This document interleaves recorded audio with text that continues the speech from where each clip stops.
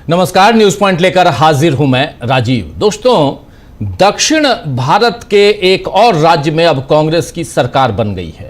आज केरलम में कांग्रेस सरकार के मुख्यमंत्री के तौर पर वीडी सतीशन ने शपथ ली और इस बड़े मौके पर मल्लिकार्जुन खड़गे, राहुल गांधी, प्रियंका गांधी, केसी वेणुगोपाल समेत कांग्रेस के सभी मुख्यमंत्री और बड़े नेता मौजूद थे।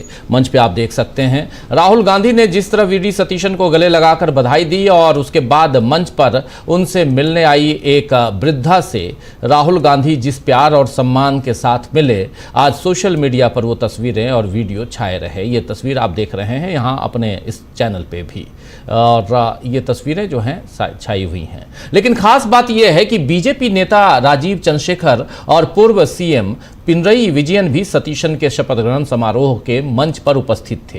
केरल में इस राजनीतिक सौहार्द को एक मिसाल की तरह पेश किया जा रहा है।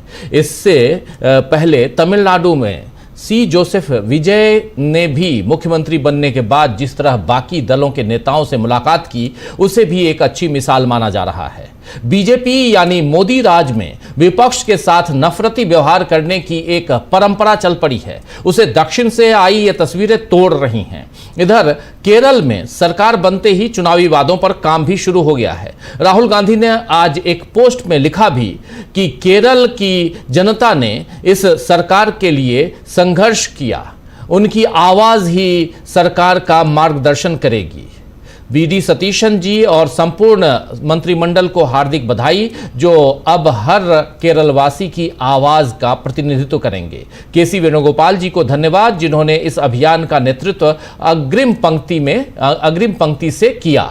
ये जीत यूडीएफ के हर कार्यकर्ता और डिजिटल योद्धा की है, जिन्होंने इस अभियान के दौरान अथक बलिदान दिया। अब काम शुरू होता है।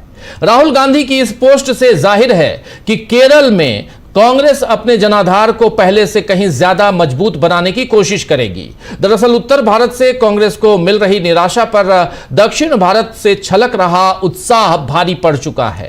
कांग्रेस ने बिना किसी दिखावे या बड़बोलेपन के जनता के बीच अपनी पैठ का एहसास देश को करा दिया है। और केरलम में कब सरकार गठन होगा, मुख्यमंत्री कौन बनेगा, क्या कांग्रेस में फूट पड़ेगी, ऐसे कई सवाल मीडिया में बेवजह उछाले जा रहे थे। लेकिन आज राहुल गांधी ने वीडी सतीशन को बधाई देने के साथ साथ वेणुगोपाल को खास धन्यवाद कहकर बता दिया कि सबको बराबरी का महत्व दिया जा रहा है। इधर सतीशन ने शपथ लेने के बाद पद संभालते ही कैबिनेट मीटिंग की और कुछ चुनावी वादे भी पूरे किए। कांग्रेस ने इस पर लिखा है, साफ साफ कांग्रेस यहां लिख रही है कि केरलम की जनता के लिए सौगात, केएसआरटीसी बसों में महिलाओं के लिए फ्री बस सफर, आशा वर्कर्स के मानदेय में 3,000 रुपए की बढ़ोतरी, anganwadi workers, pre primary teacher, cooking staff और हेल्पर के वेतन में 1,000 रुपए की बढ़ोतरी, और सीनियर सिटीजन के लिए एक खास मिनिस्ट्री बनाई जाएगी। हम जो कहते हैं वो कर दिखाते हैं, हम हैं कांग्रेस। कांग्रेस अपने चुनावी वादे पूरे कर रही है और वहीं बीजेपी भी अपनी लीक पर ही चल रही है। जी हां, बीजेपी अपनी लीक पर चल रही है, उसका एग्जाम्पल आपके सामने रख रहा हूं। और अब पश्चिम बंगाल जैसे राज्य से भी बुलडोजर राजनीति की खबरें आ रही हैं। जी हां, बल्कि सीएम शुवेंदु अधिकारी ने तो आज यहां तक कह दिया है कि जैसे जम्मू कश्मीर में पत्थरबाजी रुकी, वैसे ही बंगाल में भी बंद होगी। दरअसल पार्क सर्कस इलाके में रविवार को यानी कल पशु वध पर प्रतिबंध, धार्मिक स्थलों में लाउड स्पीकर के इस्तेमाल पर रोक और सरकार द्वारा तिलजाला में एक कारखाने को गिराए जाने के विरोध में भीड़ ने पुलिस पर पत्थर फेंकने शुरू कर दिए थे, आपको याद होगा। इसके बाद पुलिस को भीड़ को तितर बितर करने के लिए लाठीचार्ज करना पड़ा था। और इसके बाद सीएम शुवेंदु अधिकारी ने कहा है कि धार्मिक नारे लगाते हुए अचानक पत्थरबाजी करने को बिल्कुल बर्दाश्त नहीं किया जाएगा। अनुच्छेद 370 को निरस्त किए जाने के बाद कश्मीर में पत्थरबाजी बंद हो गई थी। मेरा मानना है कि अब कोलकाता और पूरे पश्चिम बंगाल में पत्थरबाजी को पूरी तरह से रोकने का समय आ गया है। यह धमकी भरी भाषा बता रही है दोस्तों कि बंगाल अब और कितना बदलने वाला है। जी हां, यह धमकी भरी भाषा बता रही है कि बंगाल अब और कितना बदलने वाला है। इधर ममता बनर्जी ने भी शुभेंदु अधिकारी सरकार की बुलडोजर नीति का विरोध किया है और उसके विरोध में उन्होंने लिखा है कि घरों से लेकर फेरी वालों तक गरीब लोग राजनीतिक अहंकार की कीमत चुका रहे हैं। बंगाल में बुलडोजर की राजनीति नहीं चलती। टैगोर और नेताजी की धरती पर आम नागरिकों के खिलाफ भय, बल और विध्वंसकारी अभियानों के जरिए शासन नहीं किया जा सकता। आज हम जो देख रहे हैं वो बंगाल के लोगों की गरिमा पर हमला है। दिहाड़ी मजदूर, सड़क किनारे विक्रेता, छोटे दुकानदार और संघर्षरत परिवार जिन्होंने ईंट ईंट जोड़कर अपना जीवन बनाया है। हावड़ा स्टेशन के आसपास बड़े पैमाने पर बेदखली अभियान, तिलजाला और पार्क सर्कस की सड़कों पर भड़कता असंतोष और आक्रोश और अचानक बेघर और आजीविका से वंचित हुए लोगों में बढ़ती हताशा एक ऐसी सरकार को उजागर करती है जो मानवता से ज्यादा दिखावे की दीवानी है।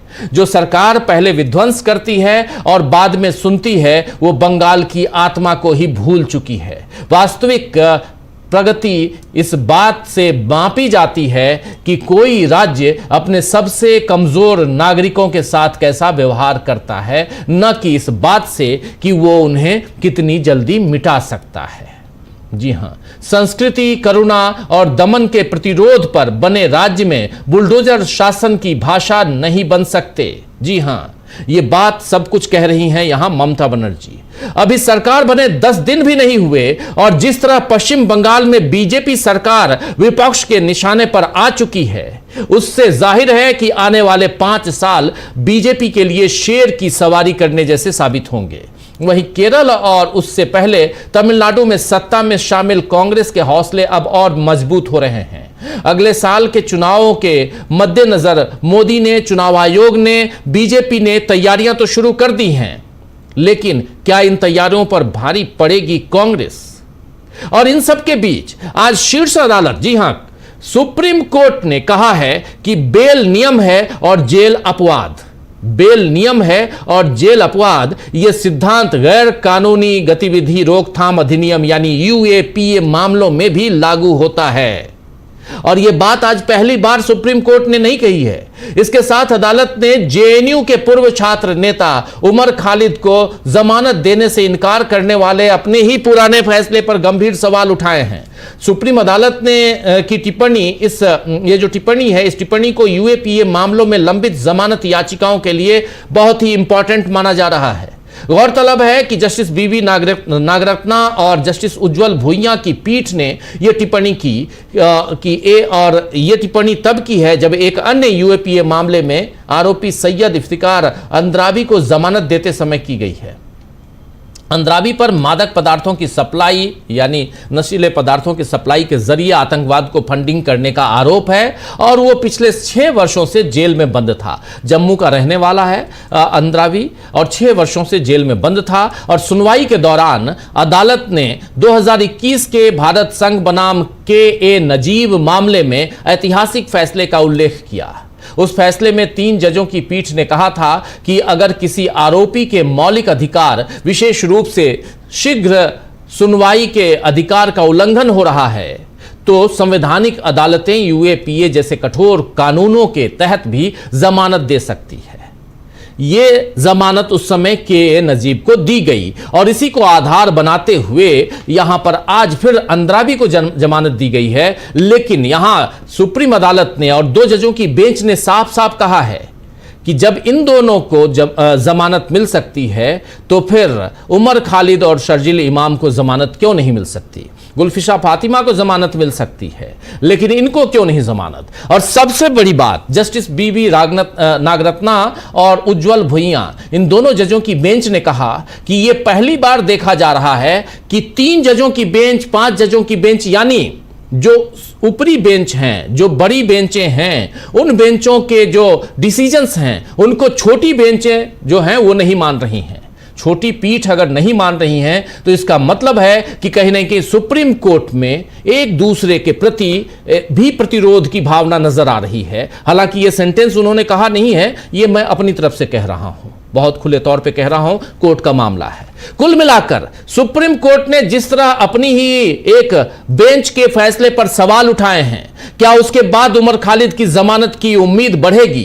क्या अदालत एक महत्वपूर्ण भूल सुधार कर पाएगी? और इन सब के बीच कांग्रेस की मजबूती क्या मोदी सरकार के लिए परेशानी का सबब बनेगी?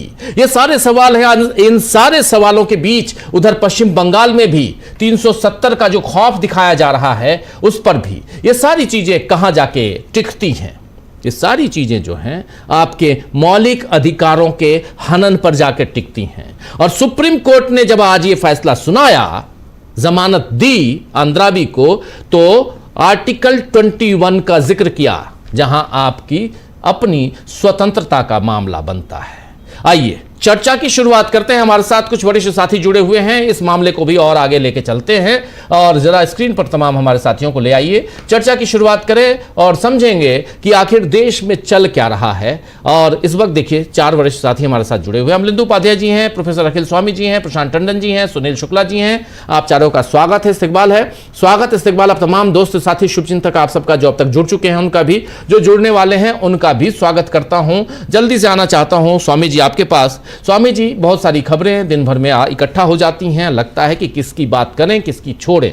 यहाँ सारी बातें और बहुत महत्वपूर्ण हो जाती हैं, चाहे सुप्रीम कोर्ट तो ऐसे भी कॉकरोच और परजीवी पर घिरा हुआ है ही, आप जान रहे हैं। और इन सब के बीच ये 2 जजों की बेंच साफ साफ कह रही है कि 2 जजों की बेंच उमर खालिद की जो बेंच थी, जिन्होंने उमर खालिद को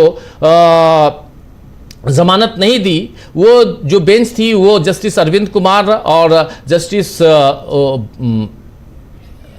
अंजारिया, एनवी अंजारिया, ये 2 जजों की बेंच थी। एनवी अंजारिया और जस्टिस अरविंद कुमार की बेंच, वो भी 2 जजों की बेंच थी। लेकिन के नजीर की बेंच जिन्होंने फैसला सुनाया था, वो 3 जजों की बेंच थी। स्वामी जी, वो 3 जजों की बेंच थी। और 3 जजों की बेंच के फैसले को अगर 2 जजों की बेंच जो है वो काटे, तो इस पर सीधा सीधा यहां पर सवाल खड़े किए हैं ये आज की 2 जजों की बेंच ने। बहुत महत्वपूर्ण हो जाता है सुप्रीम कोर्ट के अंदर क्या चल रहा है। अब जब हम पॉडकास्ट करेंगे सिंघवी साहब के साथ, तब उनसे और बेहतर समझने की कोशिश करेंगे। आप जानते हैं कि देश के वरिष्ठतम वकीलों में से एक हैं अभिषेक मनु सिंघवी, उनसे और बेहतर समझेंगे। लेकिन हम लोग एक पत्रकार होने के नाते, एक विश्लेषक होने के नाते इस पर विश्लेषण कर सकते हैं, क्यों ना करें। एक बात, दूसरी बात, लेकिन इन सबके बीच दक्षिण भारत और उसमें भी केरल एक राज्य, मैं चाहता हूं कि पहले उस पर आया जाए, फिर सुप्रीम कोर्ट आते हैं। स्वामी जी, केरल और केरल की ये तस्वीरें क्या बयां करती हैं? और इसमें सबसे बड़ी तस्वीर कि यहां पर पूर्व मुख्यमंत्री पिनरई विजयन और राजीव चंद्रशेखर, ये दोनों, यानी बीजेपी भी है वहां पे और वहां पे एलडीएफ भी है। और ये अपने आप में नरेंद्र मोदी और उनकी पार्टी के लिए एक सबक है कि नफरत की राजनीति को भूल जाओ। ये देश नफरत के दम पे खड़ा नहीं हुआ है, टिका नहीं है। ये देश मोहब्बत पे खड़ा है और आप उस नफरत, आप मोहब्बत को खत्म करने की कोशिश कर रहे हैं। आप लोगों ने एक खबर और सुनी होगी, जरा वो भी रख देता हूं। पाकिस्तान में लाहौर है, आप लोग जानते हैं। लाहौर में 9 स्थान ऐसे हैं, 9 जगह ऐसे हैं जिसका नाम बदल दिया गया और हिंदू नाम, पुराने नाम रखे गए। उसमें इंडिया के नाम भी हैं और उसमें दूसरी सबसे बड़ी चीज है कि जो पुराने नाम, उसमें 2 अंग्रेजों के नाम भी हैं, वो भी रखे गए। ये सबसे बड़ी बात इसलिए यहां पे आ जाती है कि अपने देश में नाम बदलने की परिपाटी चल पड़ी है। अकबर रोड का नाम बदल दो, तो जहांगीर रोड का नाम बदल दो, तो कुछ और कर दो। लेकिन यहां पर जो नाम बदले, लाहौर का इस्लामपुरा अब कृष्ण नगरी, बाबरी चौक फिर से जैन चौक, फिर सुन्नत नगर अब फिर से संत नगर, मौलाना जफर चौक फिर से लक्ष्मी चौक, बाबरी मस्जिद चौक फिर से जैन मंदिर चौक, मुस्तफाबाद फिर से धर्मपुरा, सर आगा खान चौक फिर से डेविस रोड, अल्लामा इकबाल रोड फिर से जेल रोड, फातिमा जिन्ना रोड फिर से क्वींस रोड, बागे जिन्ना फिर से लॉरेंस रोड। ये मैं आपको बता रहा हूं, ये फैसला अपने आप में काबिल तारीफ है और इससे यहाँ भारत को भी सबक लेना चाहिए। पंजाब सूबा है, राज्य है, और लाहौर राजधानी है, और उसमें वहाँ की सीएम मरियम नवाज ने ये फैसला लिया है, आप जानते हैं। ये just for information Swami ji, सिर्फ नफरत की बात कर रहा था मैं, इसलिए ये उदाहरण यहां पर रखा हूं। आपकी टिप्पणी स्वामी जी। देखिए राजीव जी, आपने ये बात जो है केवल इंफॉर्मेशन के लिए रखी, लेकिन ये देखिए कितनी महत्वपूर्ण है। जब हमारे देश का बंटवारा हुआ और पाकिस्तान हिंदुस्तान बने, तो किसी पाकिस्तानी से पूछा गया कि ये बताइए आप लोग पिछड़ते जा रहे हैं और हिंदुस्तान आगे बढ़ता जा रहा है, तो इसका कारण क्या है? तो उस पाकिस्तानी ने कहा कि हमारे पास पंडित जवाहरलाल नेहरू जैसा आदमी नहीं है। देखिए, जब तक पंडित जवाहरलाल नेहरू रहे और महात्मा गांधी और कांग्रेसियों ने जो नींव रखी थी हमारे देश की, उसी नींव ने पाकिस्तान से हमको एक अलग उत्कृष्ट स्थान दिलाया पूरे विश्व के अंदर। और पिछले 70 साल के अंदर आपने देखा कि हम कहां पहुंच गए और पाकिस्तान कहां रह गया। लेकिन जो बार बार हम लोग कहते थे कि जो पाकिस्तान ने फसल लगाई थी और उसको अब काट रहे हैं, जो उन्होंने अलगाववाद फैलाया था, जो उन्होंने हिंदुओं के खिलाफ घृणा फैलाई थी और उसकी फसल काटी, उनके आतंकवाद बढ़ा, उनके अतिवाद बढ़ा, उनके दंगे फसाद हुए, वो समझ गए, पाकिस्तानी शायद समझ गए। उन्हें लगा कि ये चीज जो है चलेगी नहीं। वहां के जो भी हिंदू हैं, जो माइनॉरिटी में हिंदू हैं, उनका सम्मान होना आवश्यक है और उनकी जो भावनाएं हैं उनका संरक्षण और उनको सम्मान मिलना आवश्यक है। उन्होंने वो किया जो आज आपने खबर में बताया। हमने उल्टी दिशा में, जो हमने 70 साल में नहीं किया था, जो हमने अपने देश को हिंदू मुसलमान में नहीं बांटा था, और 70 साल हम देखते रहे, हम लोग एक परिवार की तरह रहे। लेकिन पिछले 12 साल में हमने वही गलती की जहां से पाकिस्तान ने 1947 के बाद शुरुआत की थी और जिसकी फसल उसने पिछले 70 साल में काटी। अब ये देखिए, फसल काटने में कब तक पकती है, कब तक कटती है। जैसे आपने बताया शुभेंदु अधिकारी जिस प्रकार से वहां पे कर रहे हैं, अरे आप जो है वहां एनकाउंटर्स कर रहे हैं, वहां पे आप गरीब लोगों को उजाड़ रहे हैं, फिर उसी प्रकार से वहां पे जमीन आप बड़ी बड़ी पूंजीपतियों को दे देंगे। अरे जो देश का, आप जैसे केरला का आपने एग्जाम्पल लिया, देखिए लोग कहते थे, हमेशा ये कहते थे कि कांग्रेस की एक कमजोरी है कि वो ऑल्टरनेटिव प्लान नहीं देता है। बीजेपी का जो एक प्लान है कि गुजरात मॉडल है, ये मॉडल है। अब आप बताइए, खुद बताइए राजीव जी, जो तेलंगाना का मॉडल है, जो तमिलनाडु का मॉडल आपको देखने को मिल रहा है, और एक केरला का मॉडल जो आपने देखा, ये मॉडल गुजरात मॉडल का बिल्कुल प्रतिकूल विपरीत है कि नहीं? भाई वहां मॉडल का मतलब क्या था? आपने देखा था 2002 में क्या हुआ था, वही गुजरात मॉडल था। उसी को रिपीट करने की कोशिश अब बंगाल के अंदर हो रही है। केरला के अंदर आप देखिए, एक महिला अगर वहां मिलने आती है, पहले तो राहुल गांधी की बॉडी लैंग्वेज को देखिए, उस महिला की बॉडी लैंग्वेज को देखिए। राहुल गांधी, मानी बात है कि मलयाली नहीं समझ पा रहे हैं, वो इनसे पूछते हैं सतीशन से, सतीशन उसे ट्रांसलेट करते हैं, सतीशन उन्हें गले लगाते हैं। ये वो भावना है जो महात्मा गांधी ने कही थी। महात्मा गांधी ने कहा था कि जो सबसे कमजोर, जो पंक्ति के सबसे पीछे खड़ा हुआ आदमी है, हमें उसे गले लगाना। ये चीज, यहाँ कोई आडंबर नहीं हो रहा, यहाँ कोई नाटक नहीं हो रहा है। ये दो बिल्कुल विपरीत प्रतिकूल मॉडल जो है वो सामने प्रस्तुत किए जा रहे हैं। एक तरफ बुलडोजर भेजे जा रहे हैं, एक तरफ सड़क पे बैठे हुए लोगों को उजाड़ा जा रहा है, एक तरफ इस तरह का आतंक मचा है। और आपने देखा बंगाल के अंदर जो आप देख रहे हैं, जब से रिजल्ट आए उसके बाद क्या हो रहा है। और दूसरी तरफ आप तमिलनाडु और केरला के अंदर देख रहे हैं, जहां पे अपोजिशन के लीडर्स भी आ रहे हैं, जहां सेंट्रल कैबिनेट मिनिस्टर भी आ रहे हैं, और सब श्रद्धापूर्वक वहां खड़े हैं और बिल्कुल एक प्यार मोहब्बत से काम चल रहा है। यहाँ पे ऐसा हो रहा है, अभिषेक बनर्जी को भी फंसा दो, ममता बनर्जी को भी फंसा दो, इसको भी जेल भेज दो, उसको भी फंसा भेज दो। तो राजीव जी, आपके जितने दर्शक श्रोता इस प्रोग्राम को देख रहे हैं, आप बताइए, ये जो पाकिस्तान की नीति पिछले 70 साल उन्होंने की थी और आज अपनी दृष्टि को बदल लिया है, क्या वही गलती हम लोग नहीं कर रहे हैं? भाई जैसे वहां पे हिंदू माइनॉरिटी में है, यहाँ मुसलमान माइनॉरिटी में है। बांग्लादेश के अंदर अगर आप हिंदुओं से इस प्रकार का ट्रीटमेंट करेंगे तो ऑब्वियसली डेवलपमेंट नहीं हो पाएगा। भाई आप, मैं एक और कार्यक्रम में राजीव जी आज था, वहां ये बात हो रही थी कि पिछले 2-3 साल के अंदर ये कोई युद्ध का जो मामला है उससे हमारे देश में कोई समस्या पैदा नहीं हुई है।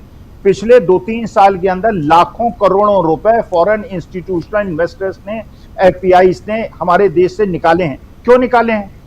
भाई राजीव जी, मान लें आपको पैसा लगाना पड़े, आपके पास हो $5 मिलियन, आपको लगता है कि मुझे किस राज्य में अपना पैसा लगाना होगा। आप बताइए, आप बंगाल में पैसा आज की तारीख में लगाएंगे या केरला और तमिलनाडु में लगाएंगे, जहां का चीफ मिनिस्टर जो है चप्पल पहन के चलता है, छोटी सी गाड़ी चलता है, एक बच्ची के कहने पे अपने पीछे का तौलिया हटा देता है। उस प्रकार के राज्य में जाएंगे, यहाँ ट्रैंक्विलिटी दिखाई पड़ रही, जहां शांति दिखाई पड़ रहा है। जहां पे गांधी का प्रदेश दिखाई पड़ रहा है, और दूसरी तरफ आप शुभेंदु अधिकारी के बंगाल में जाएंगे जहां गोडसेवाद चल रहा है, जहां पे केवल मार काट पीट खून खराबा इस तरह की बातें हो रही हैं। तो इंडस्ट्रियलाइजेशन कहां होगा? तो हिंदुस्तान के अंदर कौन पैसा लगाएगा भाई? आपका पॉल्यूशन लेवल इतना ज्यादा है, जो भी विदेशी यहाँ इंडस्ट्री लगाएगा सांस तो आके उसको यहाँ लेनी पड़ेगी ना, जब अपनी फैक्ट्री की विजिट करने आएगा। पॉल्यूशन पे आपका विचार नहीं है, यमुना को आपने पूरी तरह गंदा कर दिया, 40-50 हजार करोड़ रुपए आप पी गए। तो ये जो एक विपरीत मॉडल है, जो दर्शक श्रोता और देश की जनता ये जानना चाहती है, कांग्रेस का मॉडल क्या है? कांग्रेस का मॉडल जो है, या विपक्ष का मॉडल जो है, वो है प्यार मोहब्बत का, वो है सद्भाव का, वो है एकता एकजुटता का और देश को एकजुट करने का। और जो बीजेपी ने बंगाल के अंदर वो दिखा रही है, वो बिल्कुल उसका प्रतिकूल मॉडल है, जो गुजरात मॉडल का रेप्लिका है।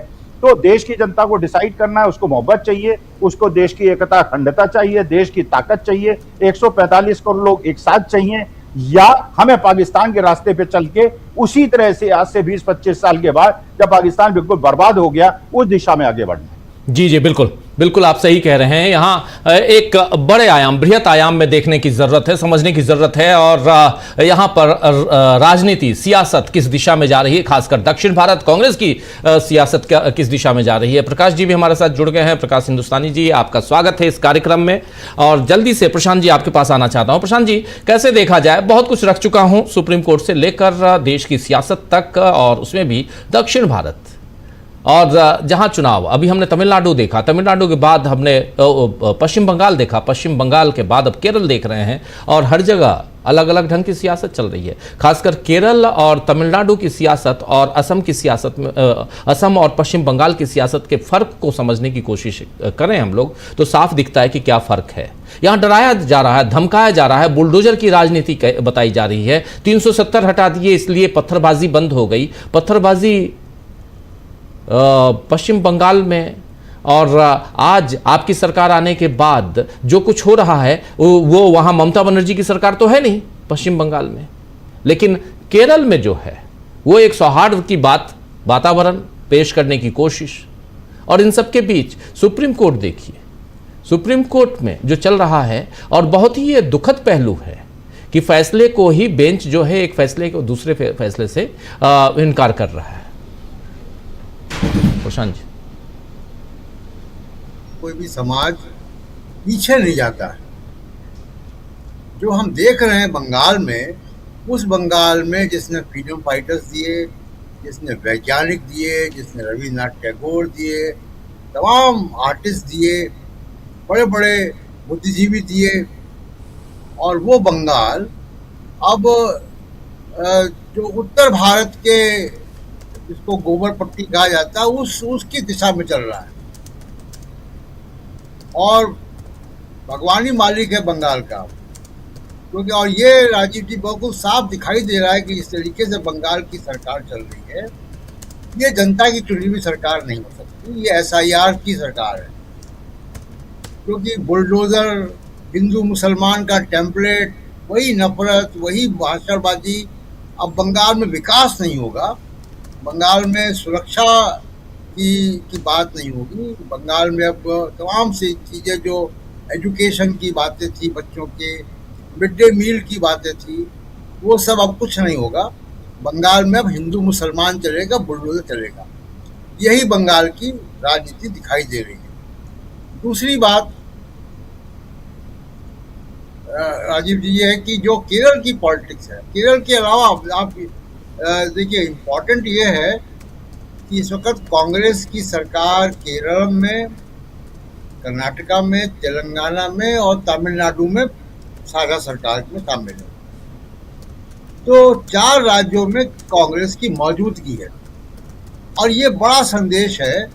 आपको याद होगा कि 1980 में भी कांग्रेस, या 77 के चुनाव में भी कांग्रेस, जब उत्तर भारत साफ हो गई थी, तो दक्षिण भारत में कांग्रेस थी, और अब वापस वही दक्षिण भारत में कांग्रेस इस वक्त सबसे मजबूत दिखाई दे रही है पिछले हाल के कुछ एक दशकों में। और ये क्या ये राजनीति को नया दिशा देगा? मुझको लगता है कि अगर कांग्रेस पार्टी इसको समझदारी से कल्टीवेट करे, तो ये देश की राजनीति को प्रभावित करेगा। एक, क्योंकि दक्षिण भारत ह्यूमन डेवलपमेंट इंडेक्स में बहुत आगे है और उनके उनके राज्य जो है वो यूरोप के देशों के बराबर है, शिक्षा के स्तर में, स्वास्थ्य के स्तर में और तमाम ह्यूमन डेवलपमेंट के तमाम एस्पेक्ट। दूसरी बात कि लगभग 35-40% भारत में जितना फॉरेन डायरेक्ट इन्वेस्टमेंट आता है उसका लगभग 40% दक्षिण भारत में आता है और खासकर तमिलनाडु और कर्नाटका में आता है। सबसे ज्यादा कर्नाटका में आता है जहां कांग्रेस की सरकार है। ऐसे वक्त में जबकि फॉरेन इन्वेस्टमेंट भारत से वापस जा रहा है, स्टॉक मार्केट से विदेशी निवेशक निकाल रहे हैं पैसा, और उस वक्त दक्षिण भारत जहाँ सबसे ज़्यादा विदेशी निवेशक जो है वो पैसा खर्च करते हैं इंडस्ट्री में, वो इसलिए खर्च करते हैं क्योंकि वहाँ दंगे फसाद नहीं होते, वहाँ बुलडोजर की राजनीति नहीं है, वहाँ हिंदू मुसलमान नहीं है, वहाँ पे तमाम सारे और जो बाबा लोगों की राजनीति नहीं है। इस वजह से जो फॉरेन डायरेक्ट इन्वेस्टमेंट है वो दक्षिण भारत के राज्यों में जाता है और ये कांग्रेस के लिए एक बड़ी अपॉर्चुनिटी है कि इसको कैसे वो नेशनल नैरेटिव में तब्दील करे। आप केरल के शपथ ग्रहण का देख लीजिए, विपक्ष भी है वहाँ पे, अभी आपने बताया, वहाँ बाकी लोग भी हैं, बीजेपी जिनको एक भी सीट नहीं है वो भी है वहाँ पे मंच पे। तो ये सारी बातें दिखा रही कि किस तरीके से पश्चिम बंगाल और असम की राजनीति और दक्षिण भारत की राजनीति में फर्क है, या उत्तर के वो राज्य जहाँ पे बीजेपी का शासन है और इस वक्त देश जैसी आर्थिक स्थिति के बीच में है, उसमें रोशनी जो है वो दक्षिण भारत से आ सकती है क्योंकि उनका इन्वेस्टमेंट वहाँ पे ह्यूमन डेवलपमेंट इंडेक्स बहुत आगे है। यहाँ से कांग्रेस पार्टी कन्वर्ट कर सकती है उत्तर भारत की राजनीति में, वो कैसे अपना जो है पैठ वापस जमाए। एक ये तस्वीर देखिए प्रशांत जी, ये तस्वीर देखिए, इस तस्वीर को आप देखे होंगे, राहुल गांधी को रोका जाता है पुलिस की तरफ से। ये आज की तस्वीर है और शपथ ग्रहण के बाद पब्लिक बिल्कुल दीवानी है, राहुल गांधी से हाथ मिलाना चाहती है, पुलिस रोकती है राहुल गांधी को, लेकिन पुलिस को राहुल गांधी दोनों किनारे करते हैं, साइड करते हैं और जाके हाथ मिलाते हैं। ये तस्वीर ये देखिए, फिर राहुल गांधी अलग करते हैं और फिर आके मिलते हैं लोगों से।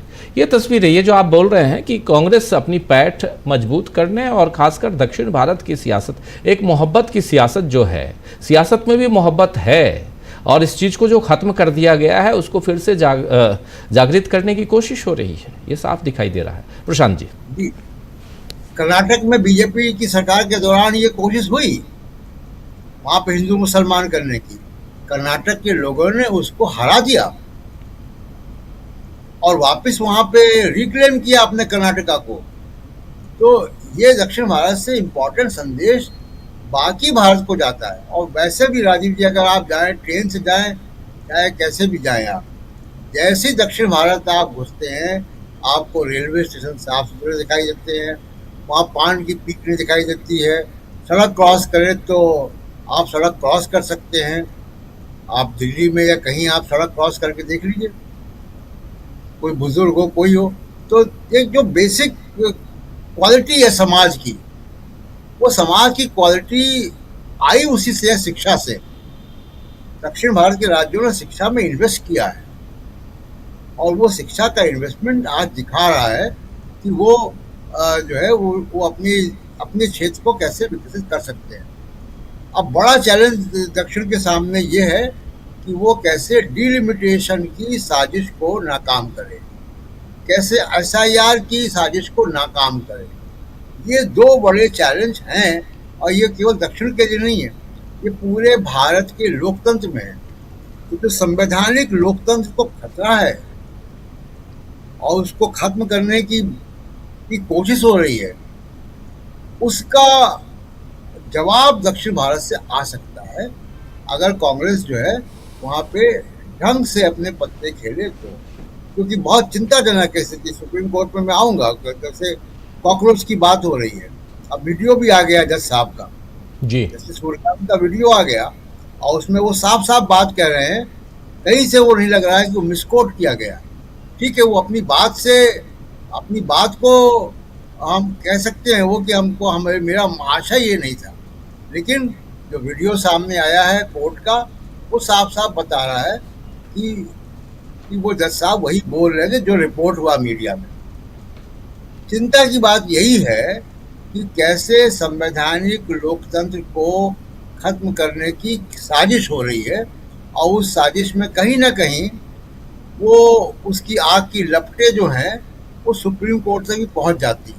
जी ये शब्द ऐसे ही नहीं आ जाता है, इस पे हम सेकेंड हाफ में फिर चर्चा करेंगे। बिल्कुल बिल्कुल, सेकंड हाफ में आएंगे और सुप्रीम कोर्ट की गतिविधियों पे हम चर्चा करेंगे, लेकिन फर्स्ट हाफ में अभी जो पहली बात हम कर रहे हैं वो राजनीति, कांग्रेस कैसे यहां मजबूत हो रही है, कांग्रेस की मजबूती का कारण क्या है।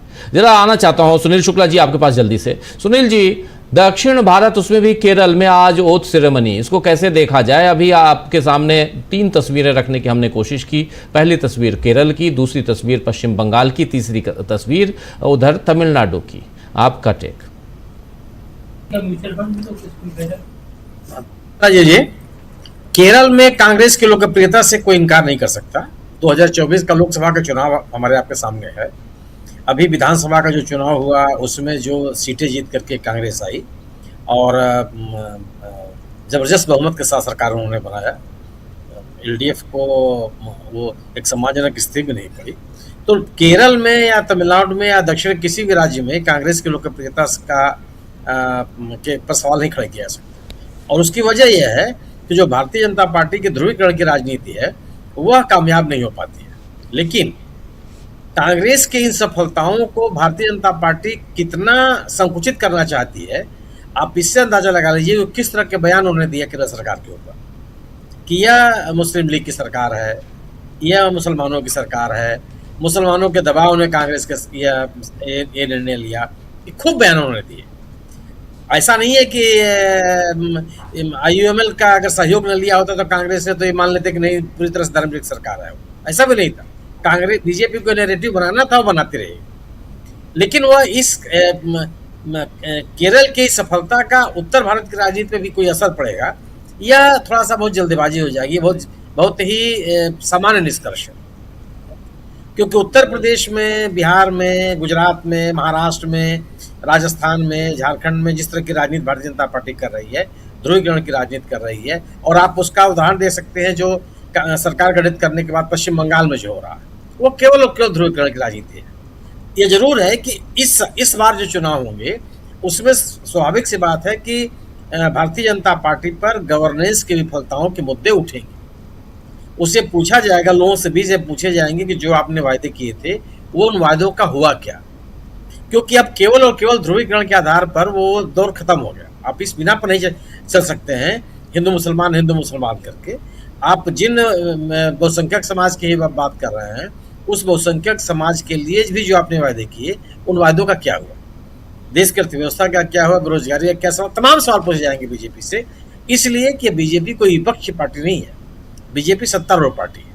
और जो कांग्रेस की सफलताएं हैं, चाहे केरल में हो, चाहे तमिलनाडु में हो, चाहे तमिलनाडु में क्यों विजय आए कांग्रेस के साथ, क्योंकि कांग्रेस के साथ आने पर विजय की जो धर्मनिरपेक्षता की छवि है और मजबूत होती है। एक ऐसी सरकार की धारणा बनती है जो संविधान में विश्वास करती है, और एक धर्मनिरपेक्ष सरकार और गवर्नेंस की बात करने वाली सरकार बनती है। इसलिए उन्होंने कांग्रेस को स्वीकार किया, और कांग्रेस की सरकार में शामिल होते ही उसका दायरा भी बढ़ गया, कांग्रेस की भी स्थिति बहुत मजबूत हुई।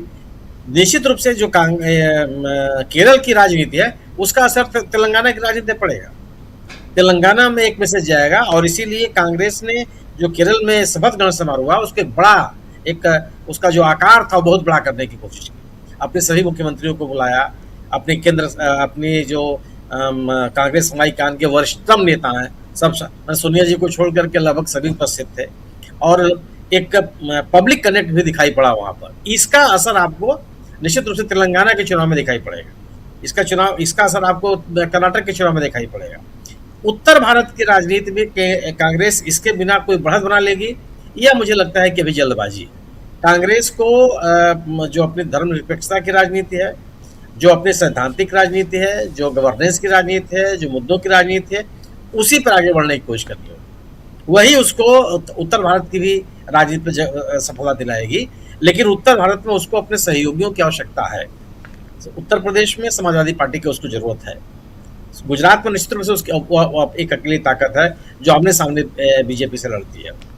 लेकिन अब जो मुद्दा भी जो प्रशांत जी ने कहा कि सबसे बड़ा सवाल ये भी है कि जो SIR के कारण घटना है, जैसे उत्तर प्रदेश में ही है, 2 लाख लोगों के नाम कट गए।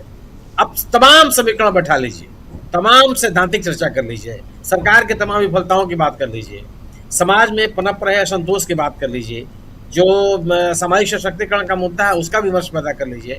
लेकिन ये 2 करोड़ लोग मतदाता सूची से बाहर कर दिए गए हैं, उसका क्या जवाब है? ये जो हथकंडे अपनाए जा रहे हैं, इसके बिना पर जो राजनीतिक परिणाम आ रहे हैं, उसका क्या करेगा? पश्चिम बंगाल में स्वाभाविक सी बात है कि पश्चिम बंगाल का जो चुनाव परिणाम है, उसको आप चुनाव के आधार पर निकला हुआ जनादेश नहीं कर सकते। इसमें बहस है। 90 लाख लोगों को अगर आपने मतदान से वंचित कर दिया, 30 लाख से अधिक लोग हैं जो जिनको इसलिए मताधिकार नहीं मिला कि उनका मामला ट्रिब्यूनल में पेंडिंग पड़ा हुआ था और उसके बिना पर चुनाव भी हो गया। तो बड़े सवाल हैं। और जिन विधानसभा क्षेत्रों से लोगों के नाम कटे, बड़ी संख्या में नाम कटे, और वहाँ पे हार जीत का फैसला बहुत ही मामूली वोटों के अंतर से हो गया। तो ये ऐसे विषय हैं जिसको केवल आप एकेडमिक बहस के नाम पर नहीं टाल सकते। वो अब एक व्यवहारिक राजनीतिक परिणाम है जिसपे सवाल उठने चाहिए और लोगों के मन में वो सवाल है। जो जिस तरह की राजनीति शुभेंदु अधिकारी की सरकार कर रही है या जिस तरह गवर्नेंस की बात कर रही है, वो कुछ भी अलग नहीं है। भारतीय जनता पार्टी से लोग यही उम्मीद करते हैं और वही हो रहा है। अब आप पश्चिम बंगाल में अगर किसी को आप जानते हो, उनसे पूछिए कि क्या बदलाव आया, वो यही बताता है कि फला मंदिर था वो खुल गया, फला मंदिर था वहाँ पूजा शुरू हो गई, फला मंदिर था वहाँ फूल बिकने लगा। इसके अलावा कोई बात नहीं कर रहा है कि कोई ऐसा अस्पताल था जो बंद पड़ा हो शुरू हो गया, ऐसा कोई स्कूल है जहाँ मास्टर नहीं थे, टीचर्स नहीं थे, वहाँ भर्ती हो गई, कोई ऐसा किसानों का केंद्र था जहाँ खाद और बीज का वितरण नहीं हो रहा था, वहाँ अब होने लगा। इसकी कोई बात नहीं कर रहा, केवल और केवल यही एजेंडा है। जिस किसी से ही बात कीजिए, कोलकाता से लेकर के और बर्धमान तक, कोलकाता से लेकर के आप मुर्शिदाबाद तक, किसी से बात यही, मंदिर खुल गया, ये पूजा स्थल खुल गया, ये फला जगह नमाज हो रही थी उसको रोक दिया गया। यही नैरेटिव बीजेपी चलाना चाहती है और इस नैरेटिव के बोलते वो दक्षिण भारत की राजनीति में घुसने में उसको कोई सफलता नहीं मिल रही है। जहां तक सवाल इस बात का है कि जो जिन विधानसभाओं में चुनाव होने हैं अगले साल, इसमें उत्तर प्रदेश एक महत्वपूर्ण राज्य है, या उत्तराखंड एक महत्वपूर्ण राज्य है। उत्तराखंड में कांग्रेस और बीजेपी आमने सामने। बीजेपी सरकार के खिलाफ जबरदस्त एंटी इनकम्बेंसी। कांग्रेस ने हाल के दिनों में जो चुनाव हुए हैं उस राज्य में, उसमें मजबूत अपनी राजनीतिक उपस्थिति दर्ज की है। कोई ऐसा जन सामान्य का मुद्दा नहीं रहा है जिसपे कांग्रेस सड़क पर लड़ती हुई नजर नहीं आई। वहां बड़ी चुनौती, और उस चुनौती का सामना करने के लिए फिर वो एक बड़ा मुद्दा, एक बड़ा रास्ता अख्तियार किया है इलेक्शन कमीशन के माध्यम से, वो है SIR का और मतदाता सूची से लोगों का नाम काटने का। यह एक ऐसा रास्ता हो गया है जिस रास्ते का जिसका समाधान कैसे निकलेगा, न्यायालय का हस्तक्षेप होगा, बिना न्यायालय हस्तक्षेप के संभव नहीं हो पाएगा। यह एक ऐसा मुद्दा है जिसमें पूरे देश को सोचना पड़ेगा। ये सामान्य घटनाक्रम नहीं है। मेरा अपना ये मानना है कि दक्षिण भारत की राजनीति के नाम पर अभी आप कांग्रेस उत्तर भारत में अपने जनाधार को, मैं तो उत्तर भारत की बात ही नहीं पूछ रहा हूं आपसे। मैं तो ये पूछ ही नहीं रहा हूं कि उत्तर भारत में कांग्रेस का क्या होगा। जी, मैं तो सीधा सिंपल ये कह रहा हूँ। जी सुनील जी नहीं, मैं ये कह रहा हूँ कि उत्तर भारत में नहीं, ऐसा नहीं है कि उत्तर भारत में कांग्रेस को कोई खारिज कर देगा। पॉलिटिकल नैरेटिव बनाने के लिए सबसे बड़ी जरूरत कांग्रेस की है। जो लोग धर्मनिरपेक्षता की राजनीति कर रहे हैं, जो सामाजिक न्याय की राजनीति कर रहे हैं, जो भारतीय जनता पार्टी के विरोध की राजनीति कर रहे हैं, अपने इस राजनीति की विश्वसनीयता के लिए उनको कांग्रेस का साथ आवश्यक है। इसलिए आवश्यक है कि कांग्रेस अकेली पार्टी है जो बीजेपी के खिलाफ लड़ रही है, बीजेपी की कार्यशैली से लड़ रही है, बीजेपी को उन मुद्दों से लड़ रही है जो समाज में बांटने का काम करती है, सरकार की असफलताओं के खिलाफ लगातार लड़ रही है। उसने कभी इन मुद्दों के साथ समझौता नहीं किया। उस तमाम आलोचनाओं के बावजूद, तमाम आरोप लगने के बावजूद, आप याद कीजिए कि कांग्रेस की सरकार, केरल में की सरकार को लेकर के प्रधानमंत्री ने क्या टिप्पणी की और भारतीय जनता पार्टी के नेताओं ने क्या टिप्पणी की। लेकिन उससे कांग्रेस ने अपने आप को बैकआउट नहीं किया कि ये आरोप लग रहे हैं और हम इस तरह के आरोपों से बहुसंख्यक की जो राजनीति है वो प्रभावित हो जाएगी। तो जो कांग्रेस का अपना मुद्दा है और अपने जिन मुद्दों के आधार पर संघर्ष की स्थिति है, वह पूरी राजनीति की विश्वसनीयता दिलाने के लिए उन राज्यों में, चाहे उन इलाकों में भी जहां भले ही कांग्रेस के संगठनात्मक ताकत कमजोर हो, पॉलिटिकल नैरेटिव की ताकत कांग्रेस के पास ही जी। और उत्तर भारत की राजनीति को ये जो पॉलिटिकल नैरेटिव है वो प्रभावित करेगा। इसलिए वह कोई भी राजनीतिक प्रयास जो भारतीय जनता पार्टी के खिलाफ बनाया जा रहा है उसमें कांग्रेस की बड़ी भूमिका है। जी जी, बिल्कुल बिल्कुल बिल्कुल। और सबसे महत्वपूर्ण सवाल है, बहुत महत्वपूर्ण बात आपने यहाँ पर रखी है, वो है एसआईआर। एसआईआर के जरिए अगर ये एक ऐसा टूल आपने यहाँ पर उसका इजाद कर लिया है जिसके जरिए आप वोटर्स को काट रहे हैं, एक भी मतदाता छूटने ना पाए, यही तो कहता था चुनाव आयोग। लेकिन अब मतदाता छूट रहा है और मतदाताओं को ये कहा जा रहा है कि इस बार वोट नहीं डाले तो क्या हुआ, अगली बार डाल लेना 5 साल बाद। अगर ये कहा जा रहा हो कोर्ट से, तो फिर आप जो कोर्ट के दखल की बात कर रहे हैं, हस्तक्षेप की बात कर रहे हैं सुनील शुक्ला जी, अब वो भी साफ दिखाई देता है। आप देखिए एसआईआर पर कब से फैसला सुरक्षित है, एसआईआर कानूनी है या गैर कानूनी है, इस पर सुनवाई हो चुकी है। हम लोगों ने उसकी तमाम दलीलों को लाइव दिखाया है और उस पर फैसला सुरक्षित है और अभी तक उस पर फैसला नहीं आया है। सारे राज्यों में, पूरे देश के अलग अलग राज्यों में, अब फिर 16 राज्यों में और 3 केंद्र शासित प्रदेशों में एसआईआर का फैसला ले लिया गया। उसका ऑलरेडी उसकी घोषणा हो गई। बचे हुए जो राज्य थे उसमें 1-2 राज्य को छोड़ के, उसके बाद हिमाचल को छोड़ा गया है और 1 राज्य को छोड़ा गया है और शायद वो चुनाव के 2-1 महीने पहले करवाया जाएगा ताकि एक भी मतदाता छूटे न। लेकिन आना चाहता हूं जल्दी से प्रकाश जी, बहुत दिनों बाद आपसे मुलाकात हो रही है। प्रकाश जी, बहुत दिनों बाद, चुनाव पूरे निकल गए लेकिन आपकी व्यस्तता थी, आपसे ना बात हुई, ना मुलाकात हुई और ना आपके विचारों का आदान प्रदान हमारे दर्शकों के लिए हो पाया। ज़रा आपसे समझना चाहता हूं प्रकाश जी कि ये 5 राज्यों के चुनाव बीत गए, पश्चिम बंगाल का चुनाव, नरेंद्र मोदी की पार्टी कह रही है कि हमको तो डोनाल्ड ट्रंप ने बधाई दे दी पश्चिम बंगाल के चुनाव। हालांकि सरासर गलत है, ये जो बताया जा रहा है ये खबर गलत है। डोनाल्ड ट्रंप ने कहीं भी बधाई नहीं दी है। मैं बहुत ही आधिकारिक तौर पे बता रहा हूं, ये जो है यहाँ तथ्यों के साथ बोल रहा हूं। डोनाल्ड ट्रंप के ऑफिस से, उनके ऑफिस के एक अदने से अधिकारी ने ये और मीडिया ने पूछा तो उन्होंने बधाई दे दी।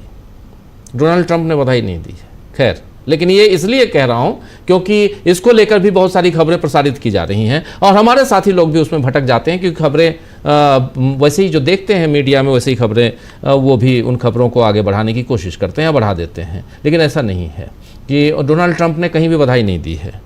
और यहाँ के एक राज्य में कहीं कौन जीतता है कौन हारता है, इससे अमेरिका को कोई लेना देना नहीं है। अमेरिका को सिर्फ डील चाहिए।